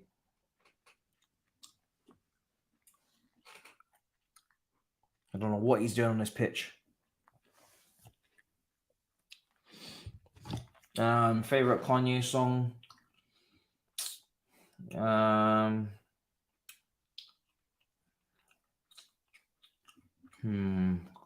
Good question. Well, obviously we all know old school Kanye was way better than anything we're getting right now with them poopity scoops. Oh, what a save! Yo, De Gea, big save, man. Big save. This is the problem with this guy. He always pulls off these big shot stoppers. And then it makes people gas him up again when you know the reality. Oh, Bruno. Oh, Rashford. He's got 2v1 to be fair. Rashford. Oh, what a finish. What a finish. What a finish. Mad. Lock it and load it. It's done. This game's finished. Perfect time to score. Perfect time to score. Brilliant counter-attack. Man United have been doing that very well all day, to be fair. Their counter-attacks have been on point. Really, really good. Really, really good. That's game, set, match. More than they deserve. More than they deserve. More than they deserve. They deserve to be having a cushion at half-time. It's a brilliant ball from Bruno. Rashford, he's always going to win that foot race with Dyer. And he takes it on his left foot, something that Richarlison should have done about 25 minutes ago. Confidence with your left foot to just go, take it, and bang. Brilliant finish. Loads of power in that strike. Brilliant from Rashford. Put his foot through the ball. 2-0. Richarlison needs to take notes. Yeah, man. Richarlison needs to take notes. That's what you do. That is what you do. Brilliant. And I'm happy. I'm happy, man. I'm happy that that Tottenham are losing because, like I said, they don't deserve to be in the position they're in. I want them to keep falling down the table. I want them to finish 8th. That's what they deserve to finish. Ball in, Perisic. Cleared away. No, I'm not ringing X. I'm not ringing him. No, it's not every day. It's not every day. There's no need. There's no need. There's no need. Season's finished. I gave him his therapy already. Newcastle 6-1. This is normal. This is normal. My team just got bad yesterday. I'm not calling. I ain't calling him. I ain't that shameless. I'm very humbled. Here's Kane. Here's Son. Son. Ball in. Straight at the goalkeeper. Do you know what? I will call someone, but I don't know if they'll pick up. But do you know what? Let me see. Hold on a second. I need to check. They're live right now.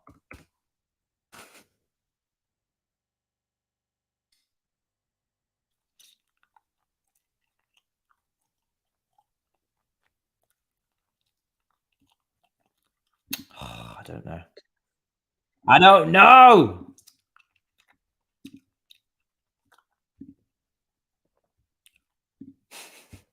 I don't know. I'll give it a gander at halftime. It's nearly halftime anyway. Here's Wan-Bissaka. Anthony.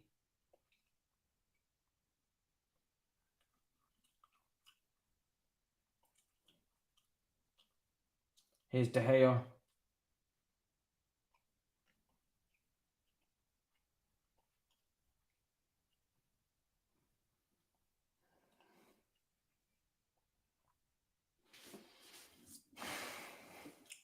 Here's Lindelof.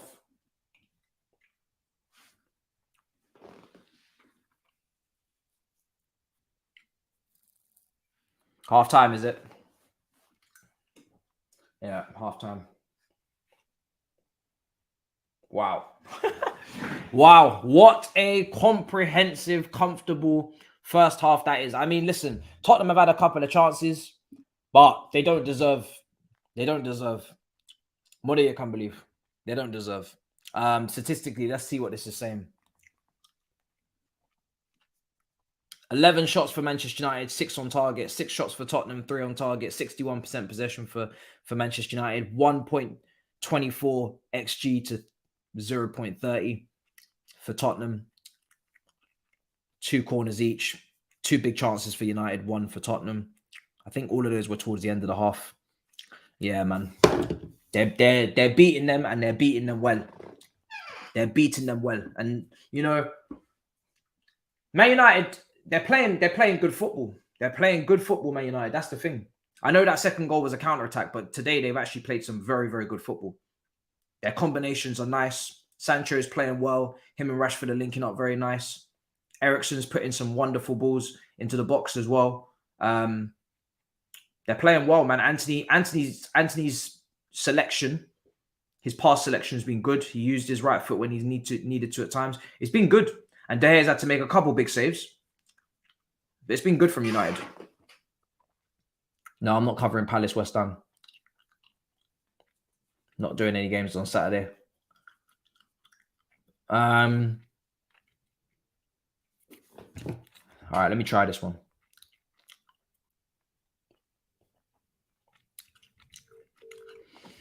Let me see if this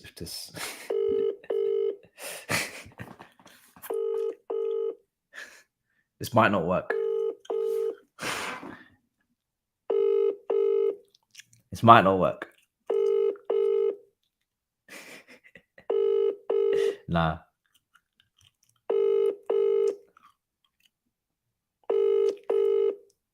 Nah. Phone's either off or it's on silent.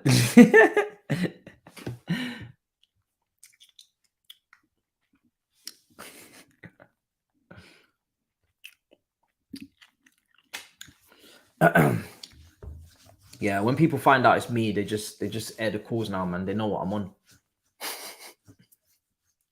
It's not expressions I was ringing. It's not expressions. Big Six is tomorrow, guys. It's tomorrow. Tomorrow. Is X fuming? Let me take a listen. He can't be fuming, surely. I mean, like, this is. Do you know what? I'm not going to say that because everybody knows when it's happening. When it's happening, you just end up being fuming.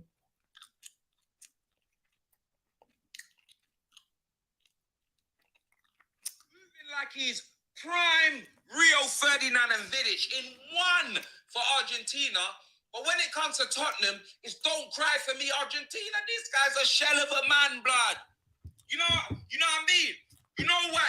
When you see a slug without the shell, blood, the snail, blood, without the shell, that's a slug, blood. He's a slug at Tottenham, blood.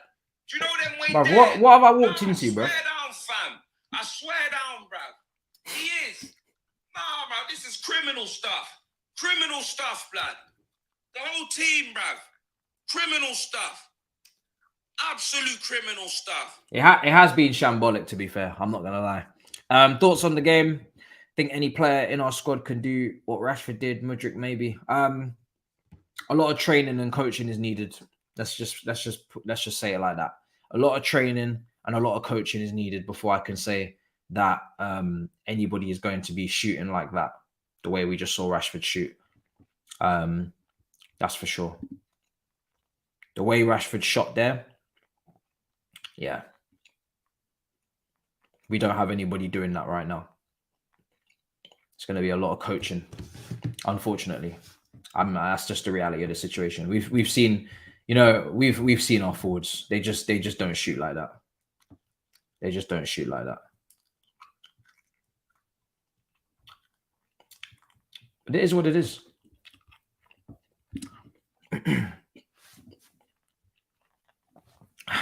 It is what it is, But we need to develop. Madueke, Mudryk, they need to develop. We need to coach them to shoot like that. That's what we need to do. Mudryk, he seems to be practicing a lot of shooting, doing a lot of shooting drills in training. So let's see it next season under somebody who can develop young players. The thing is, we always want it now. We always want that ability and technique immediately. But that doesn't happen always when you sign young players. You need to develop them. You need to coach them. When was the last time we actually improved a player? When was the last time? When was the last time we improved a player? It's been ages.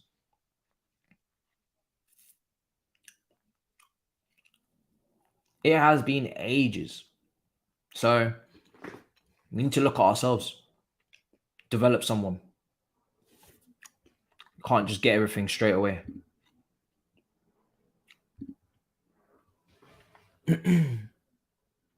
So, yeah, we spoke about it a bit on the episode you're going to see. But for me, yeah, I think we might lose by a heavy score. We might. There's no reason to think that we won't. You know, I know Arsenal are in a bit of a run, but let's be honest, they could easily clap back now and slap us up. It doesn't take much to beat us. That's the problem. We don't really, you don't really need to play well to beat us. You just need to just play. And to be honest, we are due a battering. Yeah, I agree. We've gone through the whole season and we haven't held corn. We haven't really held serious. It's been Man United. Man United have been getting slapped up. Tottenham have been slapped up now. We haven't really had that beat down that our performances deserve. I don't know how we're getting away with it. Our defense just hasn't conceded that many goals this season for where we're currently sat in the table. But soon come potentially, because we got Man City away is the one. I'm not really thinking Arsenal's going to be a beatdown, maybe a 3-0, but Man City away, that is where we're going to really hold some serious smoke.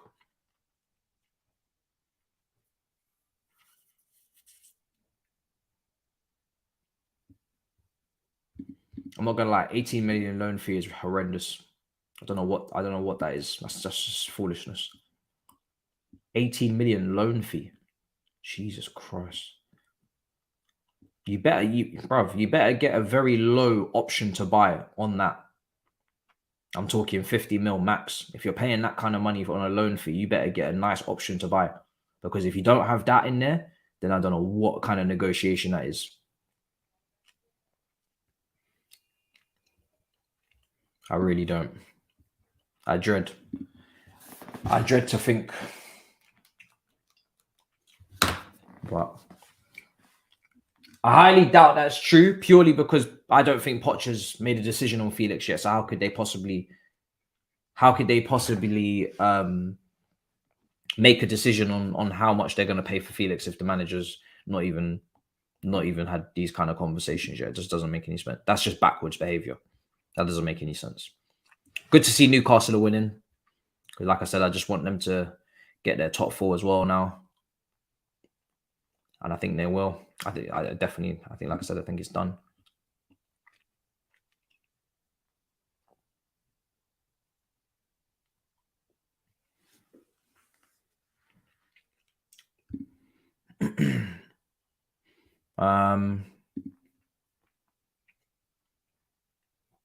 Man City away, we need to play with 2 goalkeepers.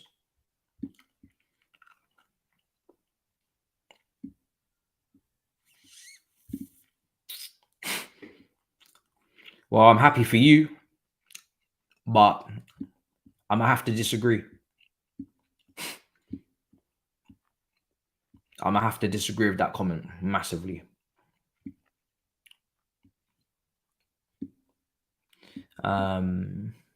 Let's see. Yeah, I don't mind him being loaned if Poch wants him, but not for 18 million. And also, I would like to know, first of all, how you plan to use him within Cuckoo. And on top of that, I would like this squad to be trimmed down heavily before we start making these additions. I understand that sometimes you need to make these additions because the market dictates and that there's competition. So you can't just sell everyone first and then go for players, because then all your top listed targets are probably gone. But this is not a priority, this guy. The priority is 6, striker, goalkeeper. And that's that. That is, those 3 positions are the priority. And there is no Felix that rises above that in terms of priorities. So I would be leaving Felix until you sort those situations out and then see what the squad numbers are looking like. He's not going anywhere. Atletico Madrid are doing well without him. They want to move him on. They're not going to suddenly change their mind at any point. So it's not a rush. You don't need to rush it. And the priority is outgoings. I agree. Yeah, it is. But I'm saying in terms of incomings, in the priorities of incomings, it wouldn't be Felix. He doesn't even crack the top 3.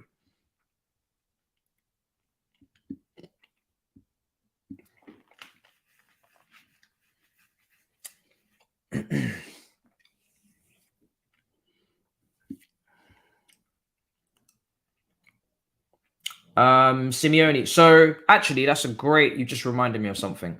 Someone just says Simeone's leaving at the end of the season. I don't know if that is the case. So let's see. I don't think it is. Fabrizio did tweet about Simeone. So let's delve into what that was all about. So, Simeone quotes, to feel and love Atletico Madrid, you have to understand it. The moment you understand it, you become part of this club or not. It's a club that you have to love, feel, and understand, because if you don't understand it, it's better not to come here. Mad.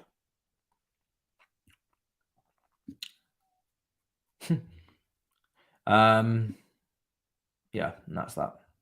Nothing really on his future, but I don't think he's leaving. He looks like he's just dashes his club.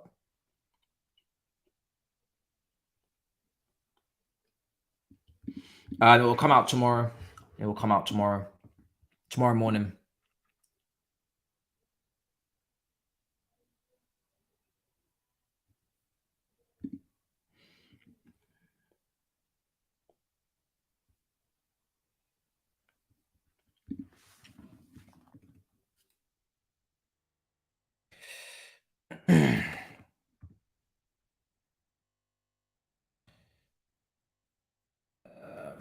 So yeah, I don't think he's leaving, guys.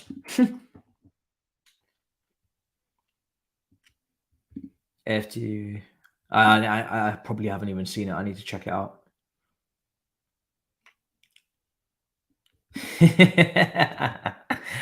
How are you feeling, brother? How are you feeling? How are you feeling? Me, my season's finished, bro.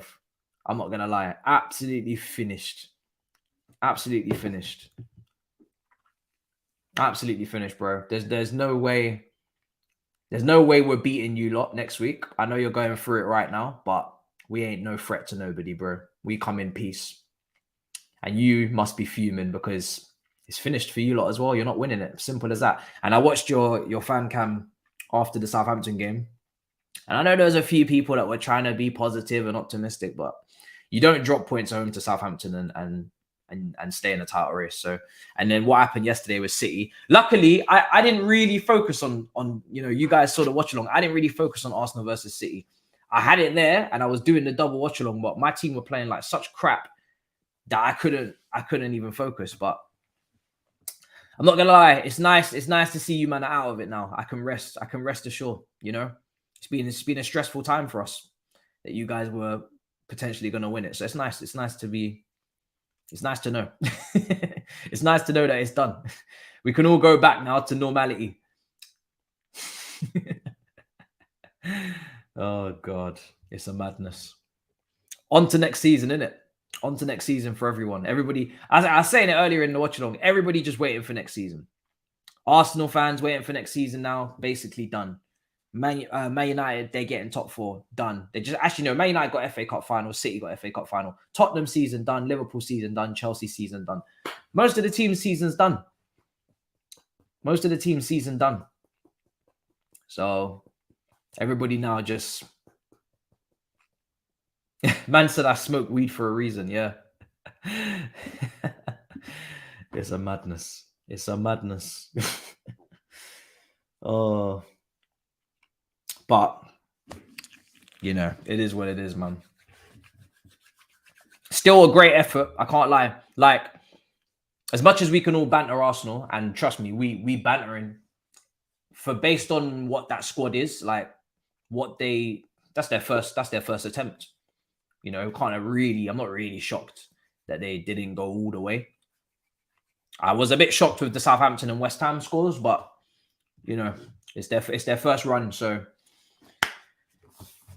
that's you have to try and go again as a group, because it's very rare you win your first rodeo. You usually fall off the ball. Do you know what I mean? Like Man City do this. This is what they do.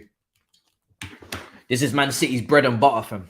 This is their bread and butter. Yeah, no, 100%. Mathematically, it's not done. I don't know what Laurie was smoking when he was saying that. I need to have words with him when I see him. I'll probably see him tomorrow. I'm gonna tell him, listen, no more of that, brother. It's over. Damage is done. Stop this. Needs to stop this. I think he did. Yeah, he did say mathematically it's not over. Of course, it's not over mathematically, but it's done. It is absolutely done. To kingdom come. End of discussion. You know, you don't listen. It's Man City, man. They can afford to lose and still win the rest of their games. Like, come on, you give it. How many games have we even got left? They got how many games? And you've given them a defeat. Like they've got a defeat in the bank. With 7 games to go, they can afford to lose a whole last game and still win it. And it's in their hands. Nah, forget about it. And like I keep saying, the big problem is that Arsenal still need to travel to Newcastle. And this is a very slept-on game. I wouldn't be surprised if Arsenal drop points. I would actually say that I expect Newcastle to do something to them and take something off them because Newcastle are a problem. So what happened? Obviously, Tottenham is a different level, but bruv, Newcastle at home are a problem, man. Their defense is solid.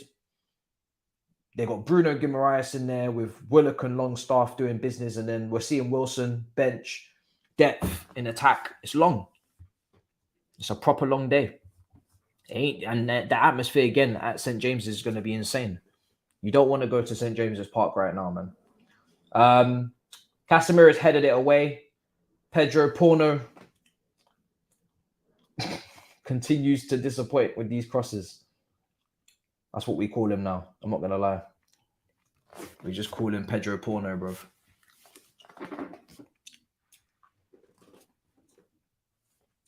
Oh, do you know what I love? We read out earlier the quotes. We read out 3-0 Newcastle. Oh, wow. They're not playing about.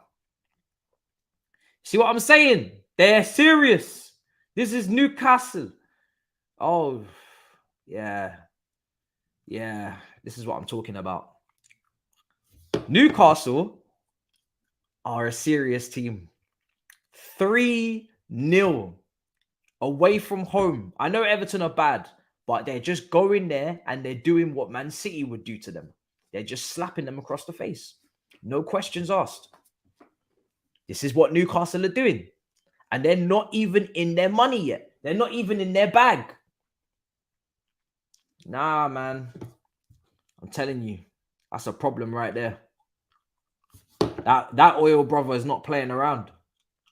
I'm not gonna lie. Yeah, as the founding fathers of the oil boy group, the oil money, ruining football, all this kind of stuff. We're the founding fathers, followed by Manchester City, followed by PSG, followed by Newcastle. As the founding fathers of this group chat, we have developed some very serious individuals, I must say. PSG are not as serious because we see in the Champions League, you know, even Man City in the Champions League, but PSG, they want to sign Messi, you know what I mean? Mbappe, Neymar, it's kind of another level to City, except for this season where they got Haaland. Because they're not as close to us, we're not able to give them the seriousness. But yeah, man, we've created some very serious individuals. I can't lie. I'm not sure what I don't think this was a good idea, but we've created some serious individuals.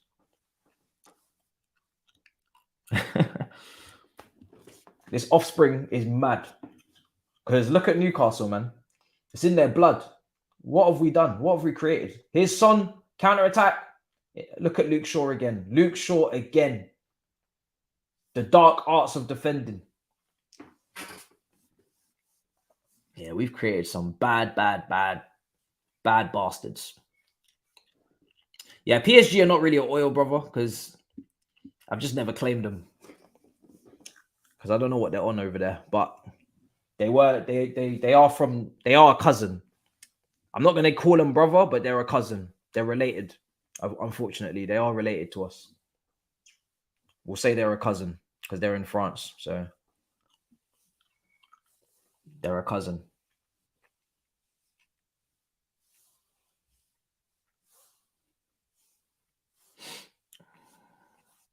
Yeah, we've been calling that for time, brother.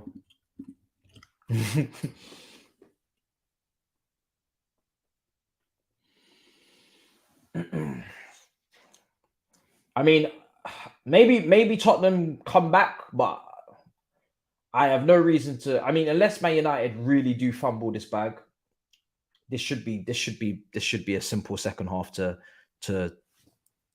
take in, guys. It should be a simple second half to take in. What are they really gonna? Are they, are Man United really gonna throw this away? I mean, it would be a madness if they did.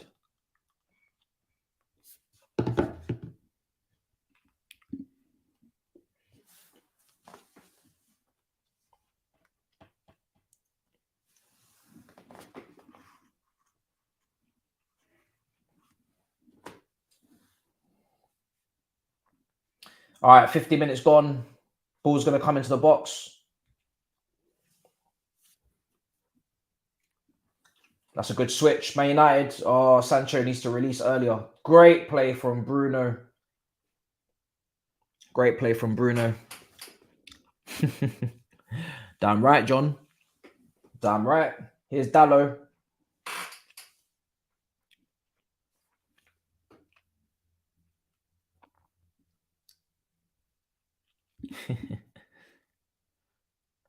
That's what I'm saying. Like, you see what I'm saying about this relegation thing. Look at Everton, man. Mathematically, it ain't happening, even on 39 points, because you got teams like Everton out in these streets that will do Mazzolini's slapping up. They get slapped up 3-0.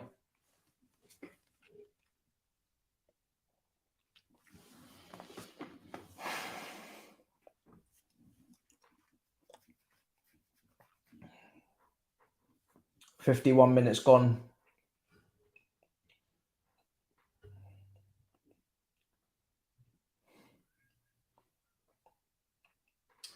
Here we go. Here's Hugo Lloris. Sorry, not Hugo Lloris. Fraser. Fraser Foster.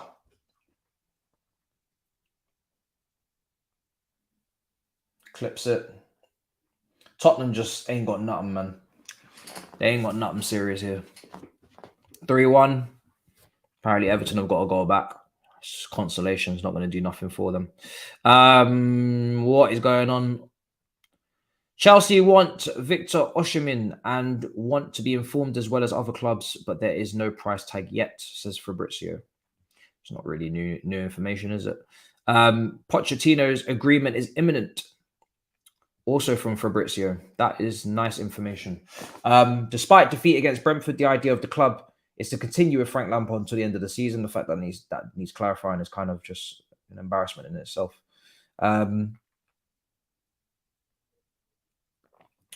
So yeah, we'll take that.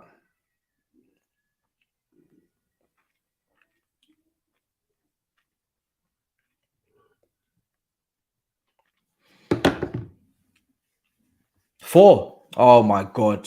Isak, yeah? Isak. Oh, wow. Isak is a real one. You see why I get so angry when people mention Lukaku to me. Newcastle have a better striker than us. They've got 2 strikers better than us. How Newcastle got 2 strikers and we don't have none? Isak shits on Lukaku every day of the week. This is what we're up against, and people want me to settle for this. Look at Isak. Look at the way he contributes to general play. Look at the way he can create. Look at the way he can drop deep. He can link up. He can score. And people want me to settle for a box striker. Long. Man, I'm not serious. Here's Wan-Bissaka. Oi. The only way Man United lose this is that their own concentration levels drop. I need to watch that goal. I do want to watch that goal. I'm gonna try and find it. I'm gonna locate it.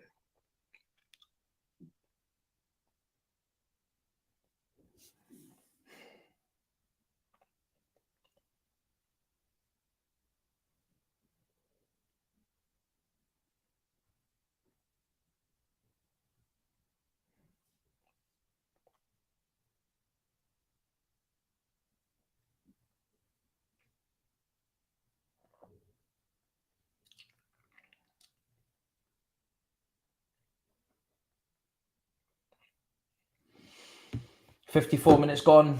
Tottenham on the right-hand side. Man United should really have control over this game. They really should. I'm not really sure why they've allowed Tottenham to get back into this. Left-hand side now. Entering the box. Ball over. Porro. Oh, what a finish! It's Pedro Porno with an insane strike into the top corner. He's had a very messy game so far. Oh, he's offside? Is this not going to count? This chat will not. Nah, that's wild, Jamie. Jamie, that's wild. You lot are mad. All right, I'm not encouraging this no more. I'm not encouraging this no more because you man are out of hand. No, you man are lost. No, you man are lost. You guys are lost. You're lost. Bruno, it counts. What's Bruno done? Oh, I missed the replay. I was too busy looking at these comments. Fair play to Bruno. No.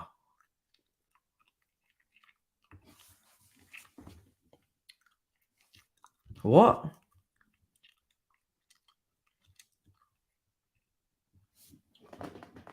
Ericsson? Oh my God! Oh my days! Bruno! Oh my days, Bruno! What was that, Ericsson? Oh, that was disgusting. Oh, that was nasty. Oh, that was nasty. He needs to be scoring that. But did he not nutmeg him before that though, didn't he? He just nutmegged him. That was a mad phase of play. That was all nasty. The nutmeg was nasty, but then the miss was nasty as well. Everything was just nasty. Everything was just nasty.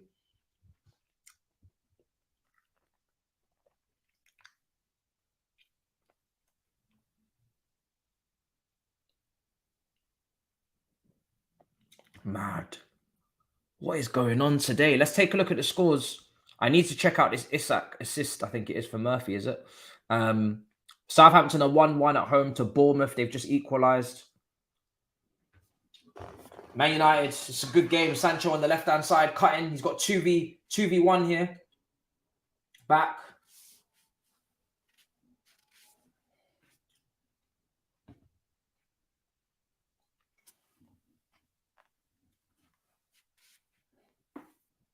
Ball in behind. And caught.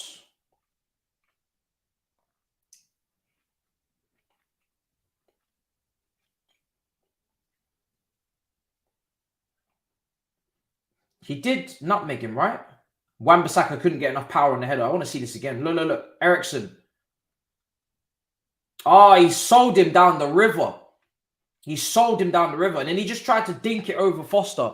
And it's kind of just hit the bar. I'm going to check. I'm looking for the Isak goal. Don't worry. I'm checking it.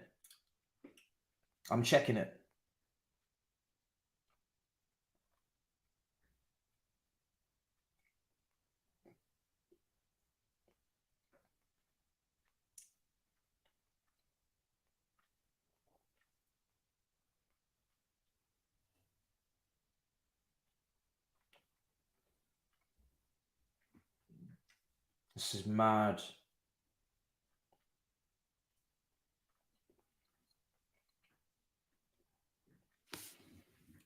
Sure, back to the keeper. I'm just going to look for this Isak goal. De Gea's just cleared. Let me take a look. I need to see. Well, it's Murphy's goal, isn't it? Oh, here we go. Let me see what's he gone and cooked up now. Left-hand side. I believe this is him on the left. Oh, we might have a little Thierry Henry regen, you know. Lads, he kind of plays like Henry. Oh, shit! No! Oh my God. Oh my fucking God. Oh my days. Nah, that brother's Thierry Henry, bro. Nah, bro, he's Henry. Oh my days. Nah, no. What he just did there was disgusting. Guys, I wasn't expecting to see such filth.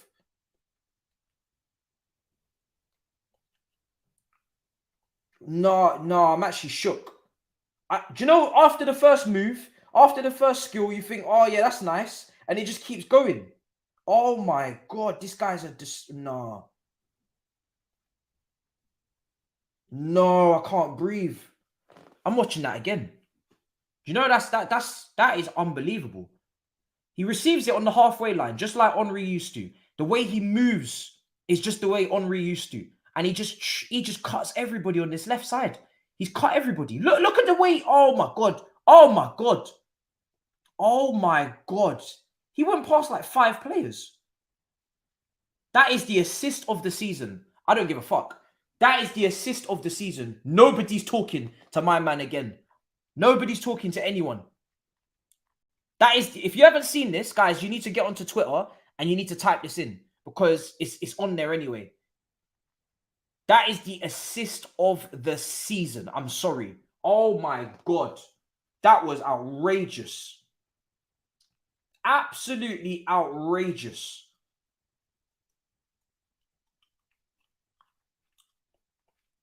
Nah, man. Nah, that was nasty. That was nasty. Yeah, that was nasty. And now it's 5-1. Oh my days. What is the point? 5-1.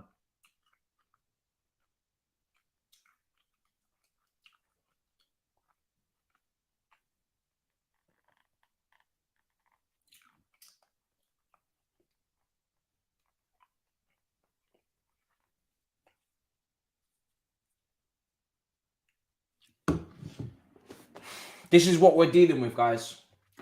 Salah Jesus. This is what we're dealing with.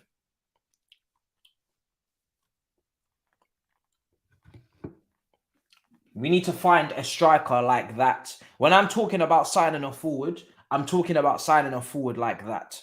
Not this big Rom move like a bus nonsense. I'm talking about a striker like that. I'm not here to see nothing else. We deserve. That's what we deserve.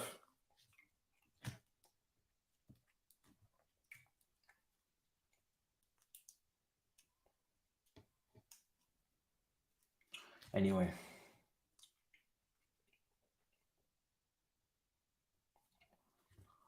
Tottenham in possession, 62 minutes gone. They've kind of given themselves a way back into this game. I didn't think they'd have it, but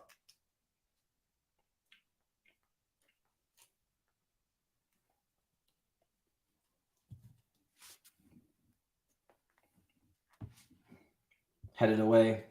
Here's Fred.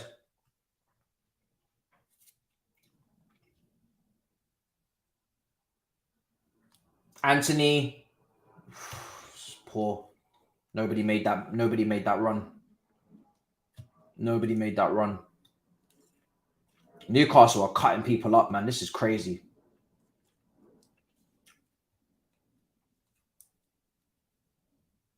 It's actually mad. What Newcastle are doing is crazy, man. It's crazy, guys. It's not normal.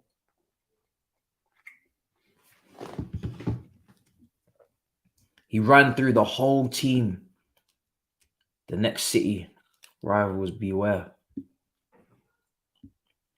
All you need is Kane. We need a 6 as well and a goalkeeper. 5-1. Another from outside the box. Are you trying to tell me their centre back smashed it in from outside the box? Does that make sense? If the commentary was dead for that assist, then I'm stunned. Football's finished because that deserves the highest appraisal. The highest appraisal.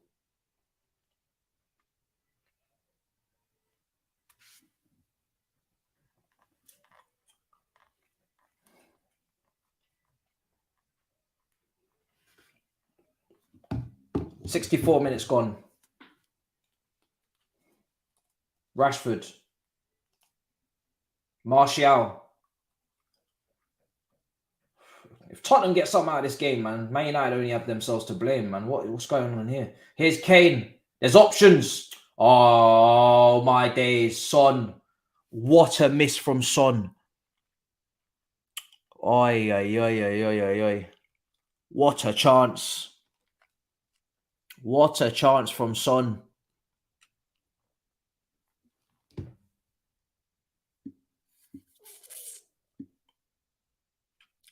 Fake scores will be blocked.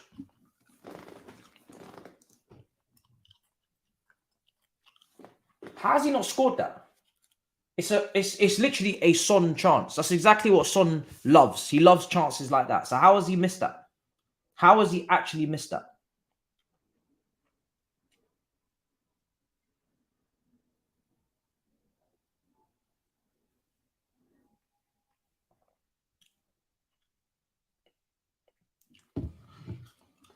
$65 minutes gone.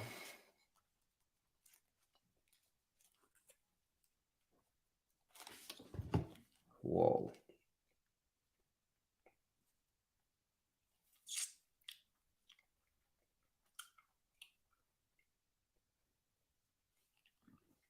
Oh, across the box. You know what? Tottenham are getting back into this, guys. Tottenham are getting back into this. They really are. The empty seats. Tottenham are getting themselves back into this. Yeah, I bet they're bored. I'm looking forward to watching the highlights on that one. I'm going to be watching the highlights. 2-2. That's a fake score. Fred is awful. This game is going to be a draw. Do you know what? The way that it's going for Man United right now, it looks like as if Tottenham are going to get themselves back into it.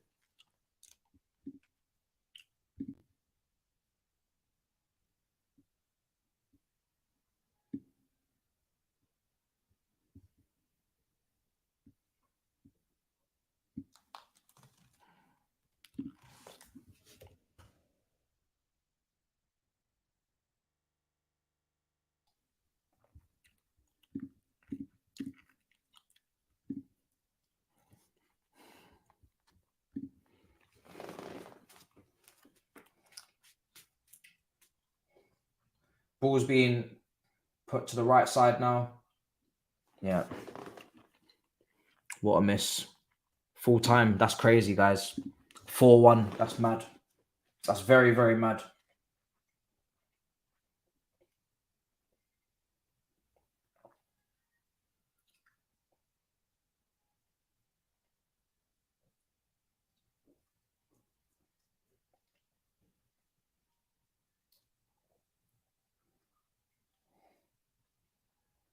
Here's Harry Kane switching the play again.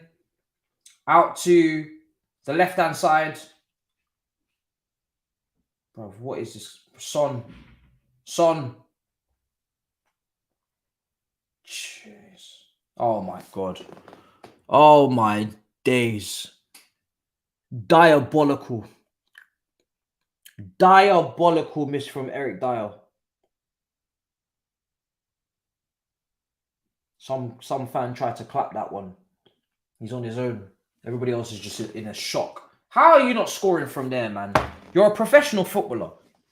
Bro, it's a free header right in front of the goal. I'm actually trying to understand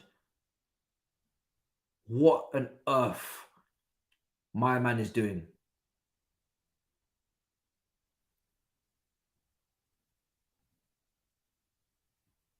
Jesus Christ.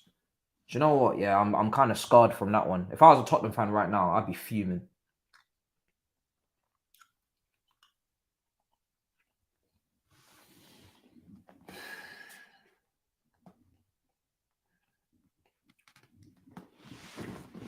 This is crazy. Guys, this is mad. This is actually mad. How did you miss that chance? He had a free... Do you know what, yeah? Even if you're challenged in that position, that's still a bad miss. from that distance. This guy is unchallenged. He's unchallenged. Crazy. Here's Bruno. Bruno tipped by Foster again.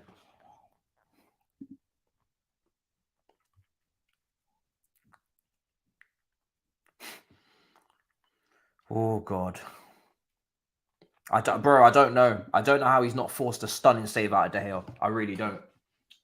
Ryan Brewster celebrated Sheffield United promotion to the Premier League with 1 goal, 1 assist.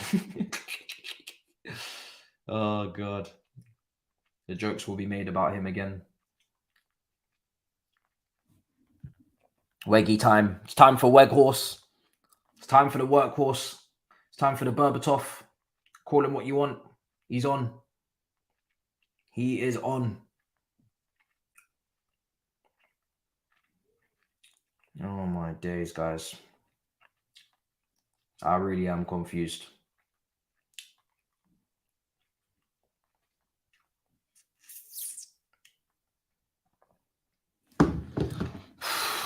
My head is hurting, bro. I'm so confused.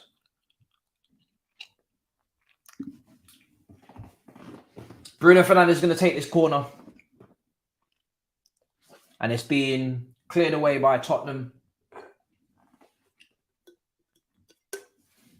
Rashford. Cut in. Take your shot. Oh, my God. This is crazy, man. This is crazy behavior.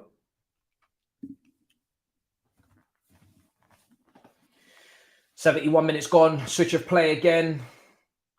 Oh, my days. How... Do you know these two teams are coming so close to getting the all-important equalizer or third goal to just kill off the game? And it's like just nearly miss constantly. It's mad. Man United should either be out of sight or Tottenham should be level. It shouldn't be still 2-1. It's been way too many chances for it to still be 2-1. It's mad. It's actually mad.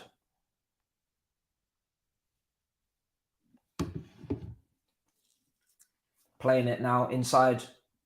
Cleared again. Luke Shaw chops it inside. Rashford outnumbered in the end. Played. Now Kulusevski. Kane. Oops, just waiting for support. You know what? He did very well there. He done very well there. I think it's Højbjerg, is it? Did really, really well. Yeah, Højbjerg done very, very well, man. He done very well with that.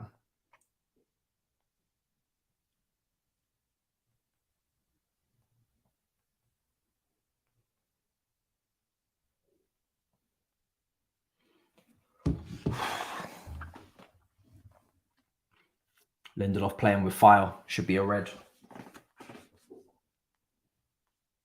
Let me take a look at this tackle. Is he on a yellow already? Is Lindelof already on a yellow? Take a look.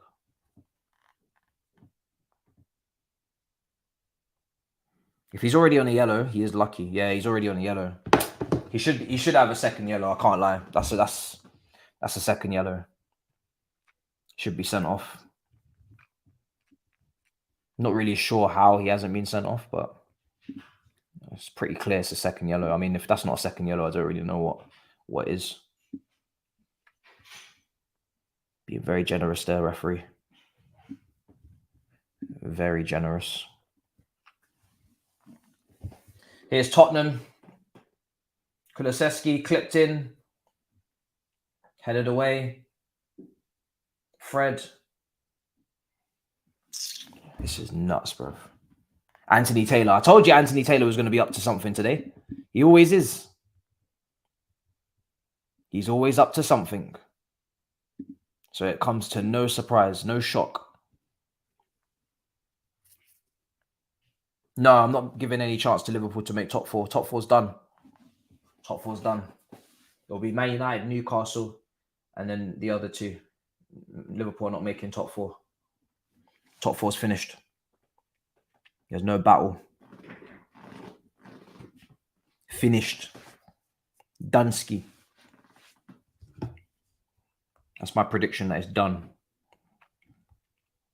Since January, I've kind of just stuck with this, and I've not seen anything to change my mind. Too little, too late for Liverpool, I think. Got good fixtures. Brentford at home, Leicester away, Villa at home, tough. Southampton away. Tottenham at home. That's the next one. 6 games left, is it? Liverpool always dropping silly points here and there, though, unfortunately for them. Yeah, I don't see that. I did see the Isak assist, yeah, I did, bro. Took my breath away. That was the best assist I've seen. It's not finished mathematically, no. That's the best assist I've seen all season.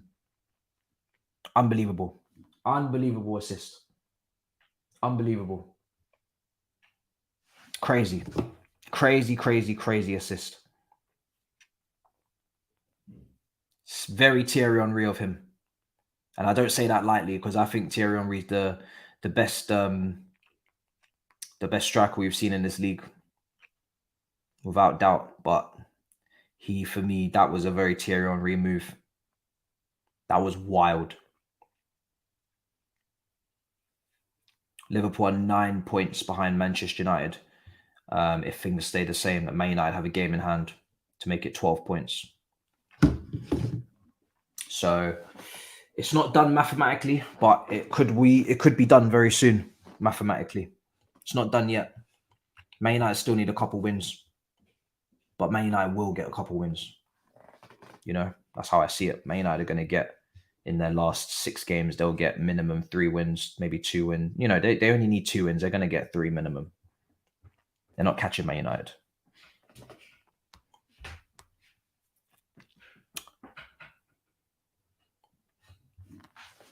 Yeah, I know Liverpool have won 3 in a row, but I've been watching them. They keep doing this. Liverpool keep going on these little mini runs, and they never sustain it. I'm not buying it. They keep doing this, man. They win 3 in a row, then they go and lose then they go and, you know, draw or lose. I mean, they came through a very tough fixture list of City, Chelsea, and Arsenal. They got 2 points out of a possible 9. Lost to Bournemouth as well. You know, drew at Palace. These are the games that they need to get wins in. Losing away from home to Bournemouth, that was not the one. That was not the one. And you kind of need to beat Chelsea. You can't really be, you know, Klopp rested that day. They drew 0-0 at Stamford Bridge. Everybody's winning at Stamford Bridge. Can't afford to really drop points. You could forgive them for not beating Arsenal or City, but you need to be winning, man. Them games. And I don't think Villa is. They could easily drop points to Villa. Easily. Aston Villa could easily take points off them. So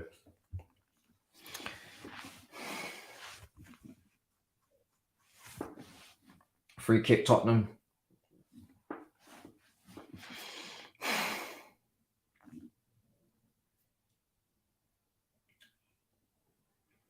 Free kick. Here's Romeo, is it? Played it about 12 minutes to go. Oh shit. Something's gone wrong. What's happened? Oh. Sure. Something's gone wrong. I'm way off the pace here. I'm gonna switch channel in a minute. Kane. Who gets the assist? Of course it's Harry Kane. Of course it's Harry Kane with the assist. This team can't survive without him. Chance creation. If it was not for this man, where would they be? Well, we're going to hopefully find out next season. Oh my days. This team are on their knees without this guy carrying. He is on a carry job. Absolute carry job. Yeah, man. 2-2. Man United, you have your own selves to blame, man. You were in complete cruise control. And you let it slip. Let me update this time. I'm about 30 seconds off. Kane is so good, man. This is what I'm talking about with Kane. Kane is just... He's the only guy in that team that needs to be finding a new home, because everybody else deserves. Everybody else deserves. It's mad. 2-2. Man United. I don't even know what to say. You had so much dominance and control in the first half. How have you let this slip? How many teams right now are throwing away 2-goal leads? It's mad. Nobody wants the two-goal leads that they've got. They give them away.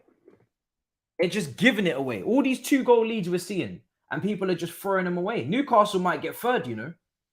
The way things are looking for Man United, Newcastle might take third spot, and Man United might have to just hold fourth, because Newcastle are not playing around. Mad. Corner for Manchester United. Have I jinxed it? Have I jinxed it? Ball's going to come in. Lindelof headed away. Need to get this ball back in the box. Still, you know what? 9 minutes to go. Anybody can win this now. Goals conceded in the final 10 minutes. Tottenham are on the graph. They were on the graph for goals conceded in the first 15, and they're on it for first 10 as well. And that doesn't surprise me, because they love a comeback. Rashford.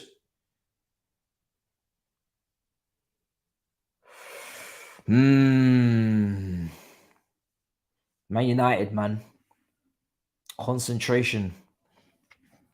They're not concentrating.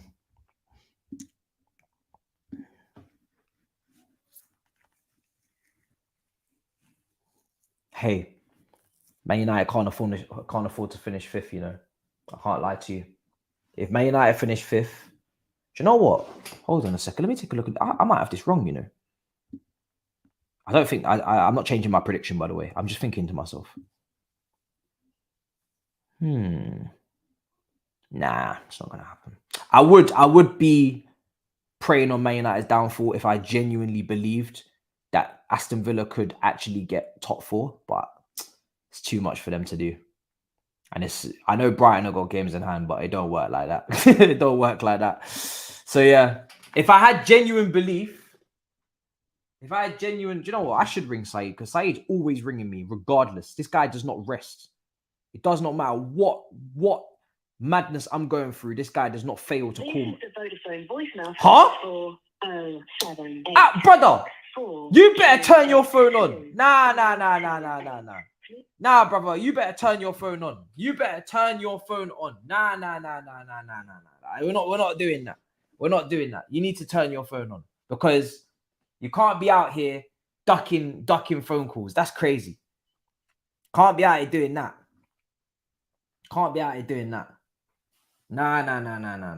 You need to pick up the phone, brother. How is he out here not picking up the phone? I always pick up the phone, no matter what. Always. But this guy, no. This guy, every time, he doesn't want to pick up the phone. This guy, bro. This guy. It's all right. We'll catch you. We'll catch you.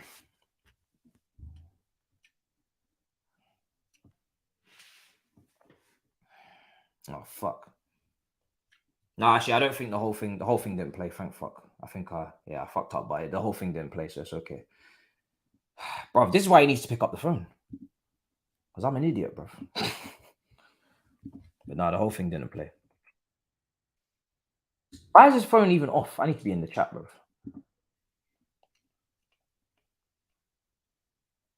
Tell him to pick up. I'm gonna type block capitals. Pick up your phone. Don't go anywhere. This guy has a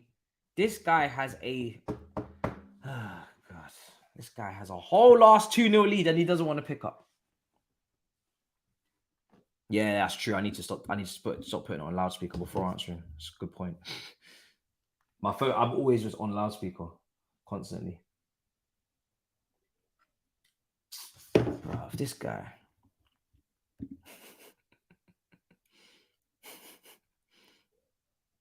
This guy. He's ducking the smoke. fine. 5 minutes to go. People want a penalty. They're not going to get a penalty.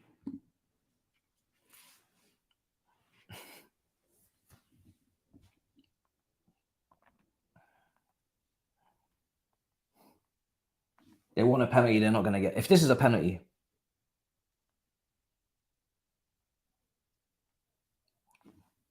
Someone's injured. I don't even know what's going on. It's not a penalty, is it, guys?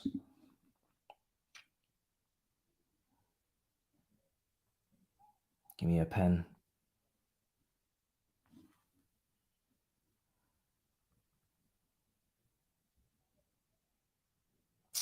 Nah. No pen. It can't be a pen. Cannot be a pen.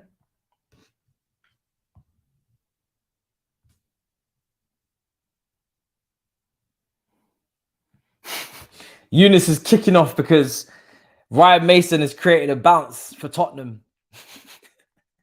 And we still can't get a single point.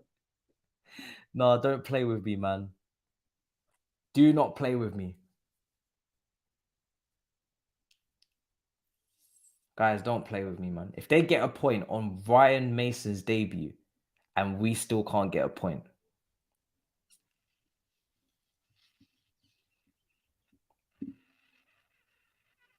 Nah, Man United need to win because otherwise, yeah, it's mad.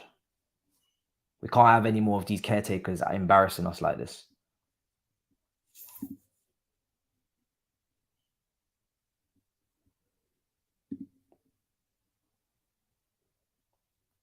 This is crazy.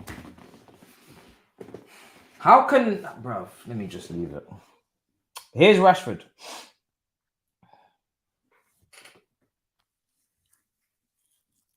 I need to see some foolishness.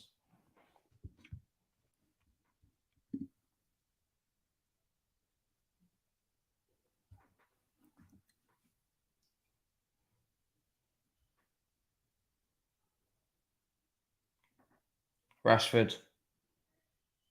Crosses it in, cleared away.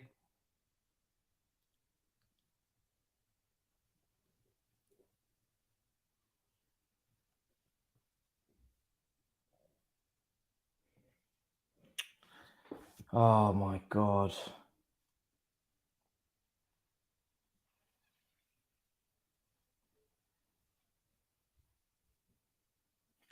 Do you know what? This is mad. No urgency from Man United, man. That Bruno guy got you a draw against Liverpool. I know, bro. I know. Oh, it's not for good reading, is it?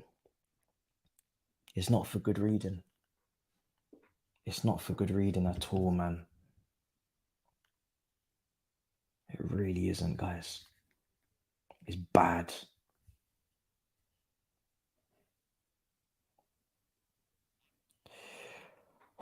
It's really bad. 2 minutes to go. Kane. What a player. So I was saying at the start, don't be silly, man. You have to take this guy, bro. If you get a chance, you got to take this guy. This guy's good.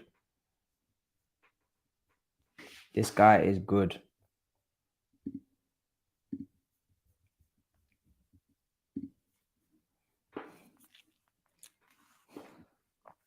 Rashford. I need to eat, bro. This game has sent me left. It doesn't make any sense what I'm witnessing today. Doesn't make any sense. Call him again. Okay.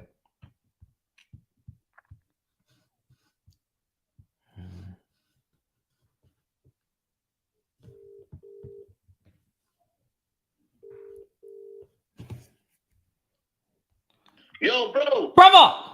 Honestly, bro, It's okay. Brother, this second half is a madness, bro. You, man, are... Brother!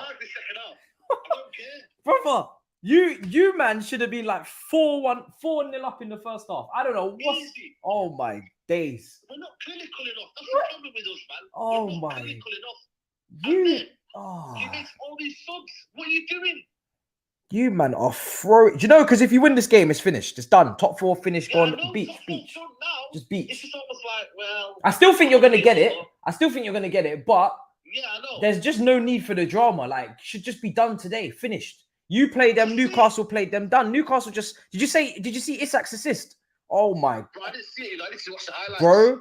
No, you got to Google that on no, you got to find that on Twitter, bro. It's worth Let finding. me see it now. Let me see it now. Bro, it is mad. It's Thierry Henry-esque. Best assist of the season. Insane. Is it? Yeah. I told you about this guy, though. It's A mad. lot of people, they doubted Isak. So, Let me see this assist. I got people trying to convince me I should take Lukaku back when players like this exist. I'm sorry. Oh, my days. Watch this, bro. Mad. Your jaw will drop. Oh, my days. Oh, my days. Oh, my God. Oh, my God. Yes.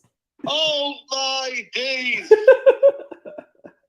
What the heck? Bro, what's that?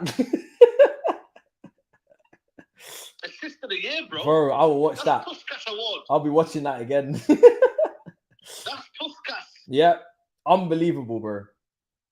Unbelievable. You got strikers like that play for Newcastle, and man, them are trying to convince me Lukaku needs another chance. Are you mad? Lukaku will break a leg trying to do that. What the heck, bro? man? It's mad. I've watched it like 5 times. It's mad. It's mad. Fucking hell, mate. Wouldn't you love to have a striker up front like that? I would look. I've been saying it though. When people were saying, "Oh, you know what, this and that," like Isak, I was looking at thinking, "Yo, listen, he's got everything about him." Yeah. You know what I'm saying to you? He's unbelievable. I need a striker like that. I'm not settling for nothing less anymore. I don't care. I need a striker like that. Nothing more.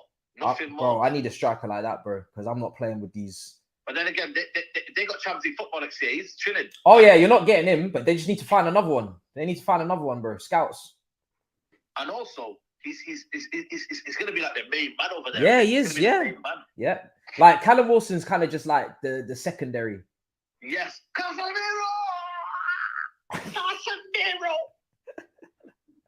What is going with Casemiro? That's What's so happened close. to Casemiro? So close.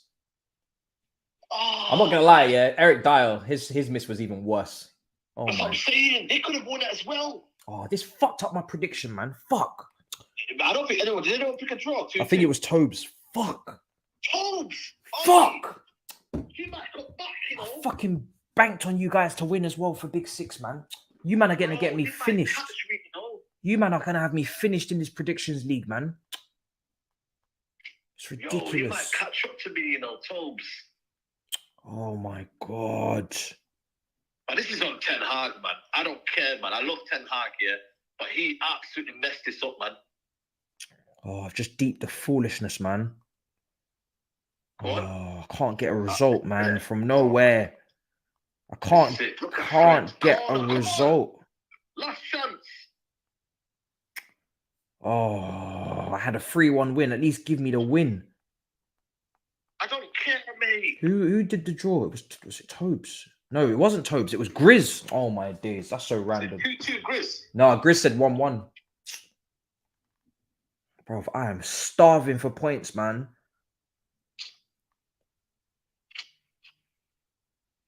Everybody said Chelsea will beat Brentford, you know. And oh my, apart from you, full time, you man have fumbled that. The amount of teams dropping 2-goal leads is crazy. Bro, nobody wants these 2-goal leads, man. Nobody wants it. Ryan Mason, Ten Hag. Bro, Ryan Mason's picked up more points than Lampard in his first game. Yeah, he has. Fucking hell. 2 drop points. I don't care what anybody says, man. Fucking shit, man. United again making top 4 difficult, man. Jesus. What are you doing? Like, seriously, you've got top 4 in the palm of your hands, man. Pissing me off. Yeah, Newcastle want that 3rd spot. Yeah, but they're going to get that 3rd spot. They're going to get it. They deserve it. They got Southampton at home next. Oh, bruv. Newcastle up. Yeah, Newcastle are wiping that. They got Southampton at home, Arsenal at home. They could easily. Look at that. Bruno's not happy. Of course you're not happy. Leeds away. It's not good enough, man. Brighton at home, Leicester at home, Chelsea. It's not good enough. Yeah, they might get it still. Might be new. All this clapping is not good enough, man. Bottle jobs, man. Long day, guys. Long day. Bottle jobs. Long day.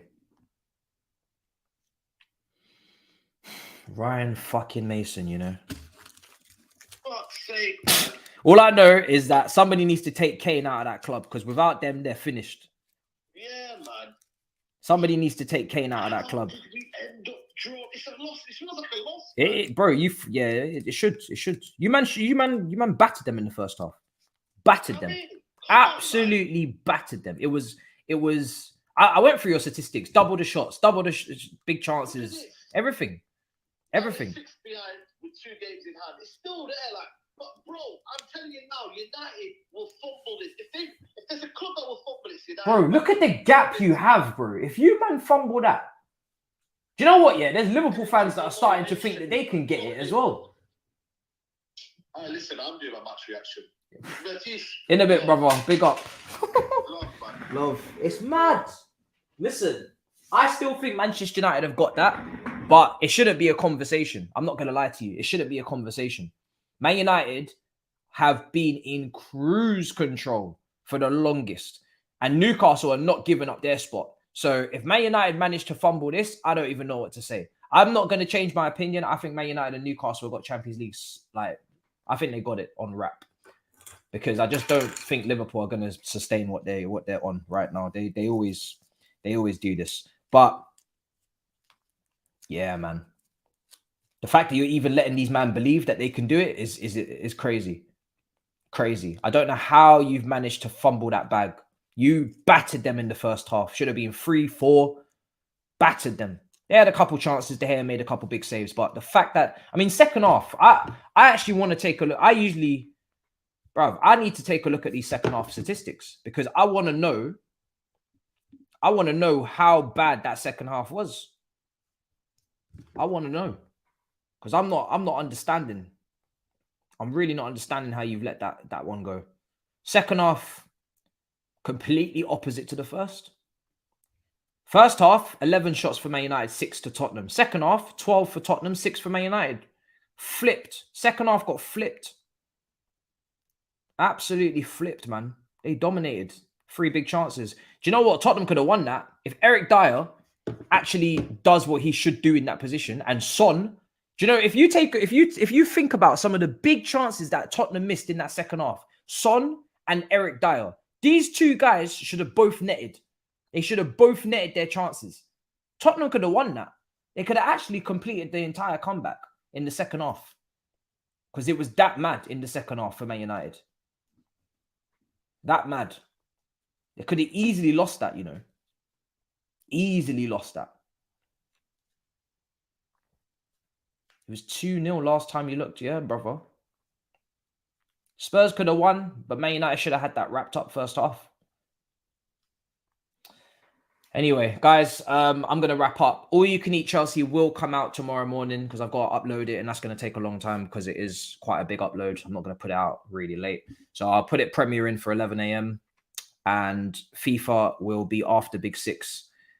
In my head, that's the way I'm playing it. But sometimes Big Six goes really long. So let's see on that one. But that's the plan. Subscribe if you haven't already subscribed. Smash up the likes if you haven't already as well. Big up your damn selves. Another great watch along. Loads of goals. But yeah, I'm not going to lie. The highlight of the night is Alexander Isak. What an assist. Unbelievable. If you haven't seen it, go check it out. Go and search that because that ain't no joke. Until next time. Big up your damn selves. Make sure you subscribe. We're nearly at 50K. We are under 1,000 subscribers from 50K. So if you're enjoying the watch-alongs and you're loving the graft, then help us out. 50K is a madness. Until next time, we'll be back. Like I said, episode tomorrow, All You Can Eat Chelsea. And then Saturday, I'll drop some videos. And then Sunday, we got double header. Aston Villa, Man United. And obviously Liverpool versus Tottenham. So until then, big up your damn selves in a bit, people. Peace. Perfect.